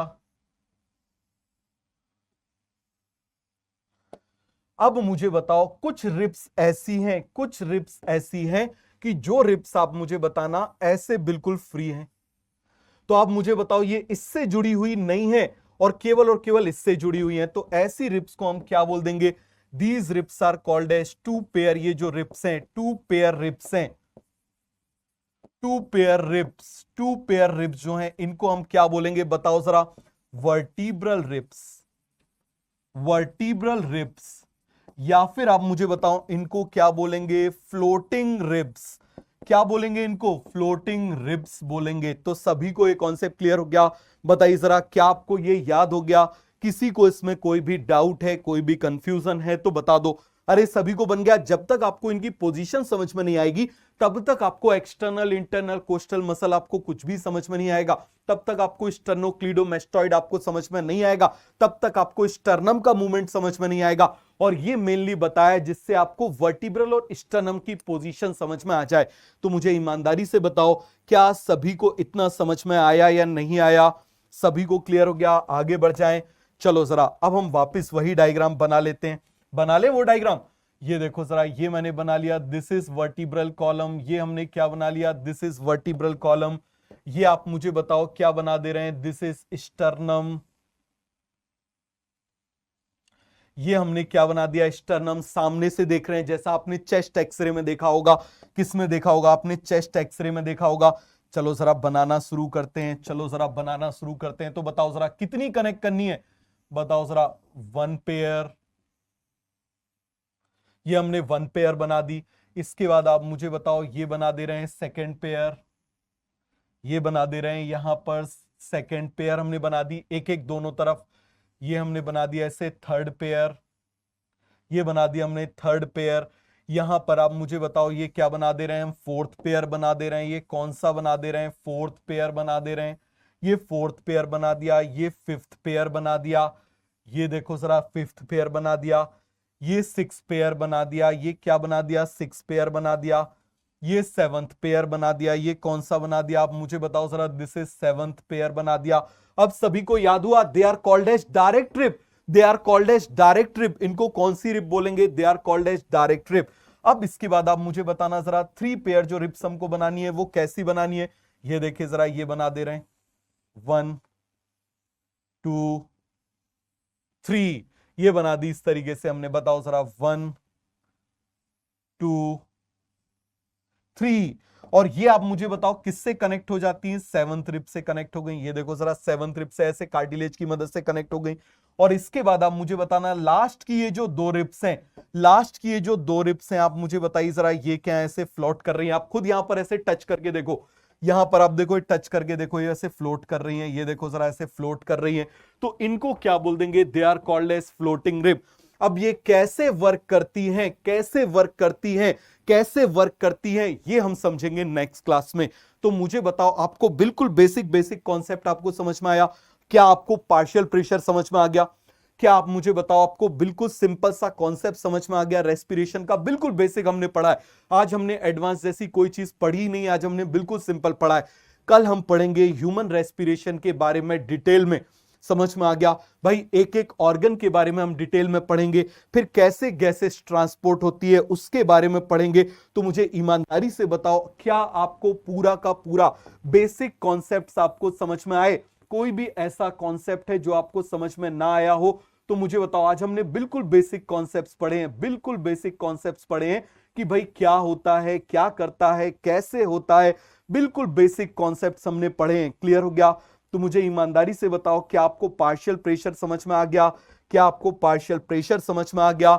कल हम इसके बारे में डिटेल में पढ़ेंगे, नॉस्ट्रिल से क्या होता है, फिर नेजोफेरिंग, सोरोफेरिंग, सब के बारे में कल हम डिटेल में पढ़ेंगे। कल हमारा ये बढ़िया से अच्छे से हम एक्सचेंज पढ़ेंगे, गैसेस एक्सचेंज। क्लियर हो गया? तो मुझे ईमानदारी से बताओ, क्या सभी को कॉन्सेप्ट क्लियर हो गया?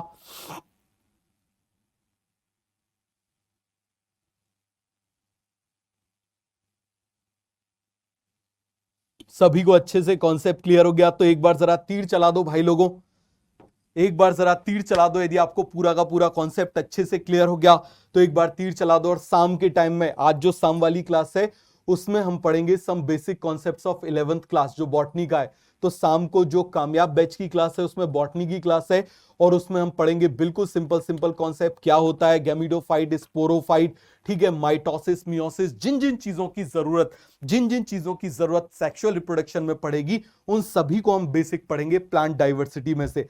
समझ में आ गया? तो आज की वो वाली क्लास भी यूट्यूब पर रहेगी, उसके बाद से जो है क्लासेस ऐप पर रहेंगी। ठीक है? तो सभी को कॉन्सेप्ट अच्छे से क्लियर हो गया? चलो ठीक है, मिलते हैं नेक्स्ट क्लास में। Okay, bye bye, thank you.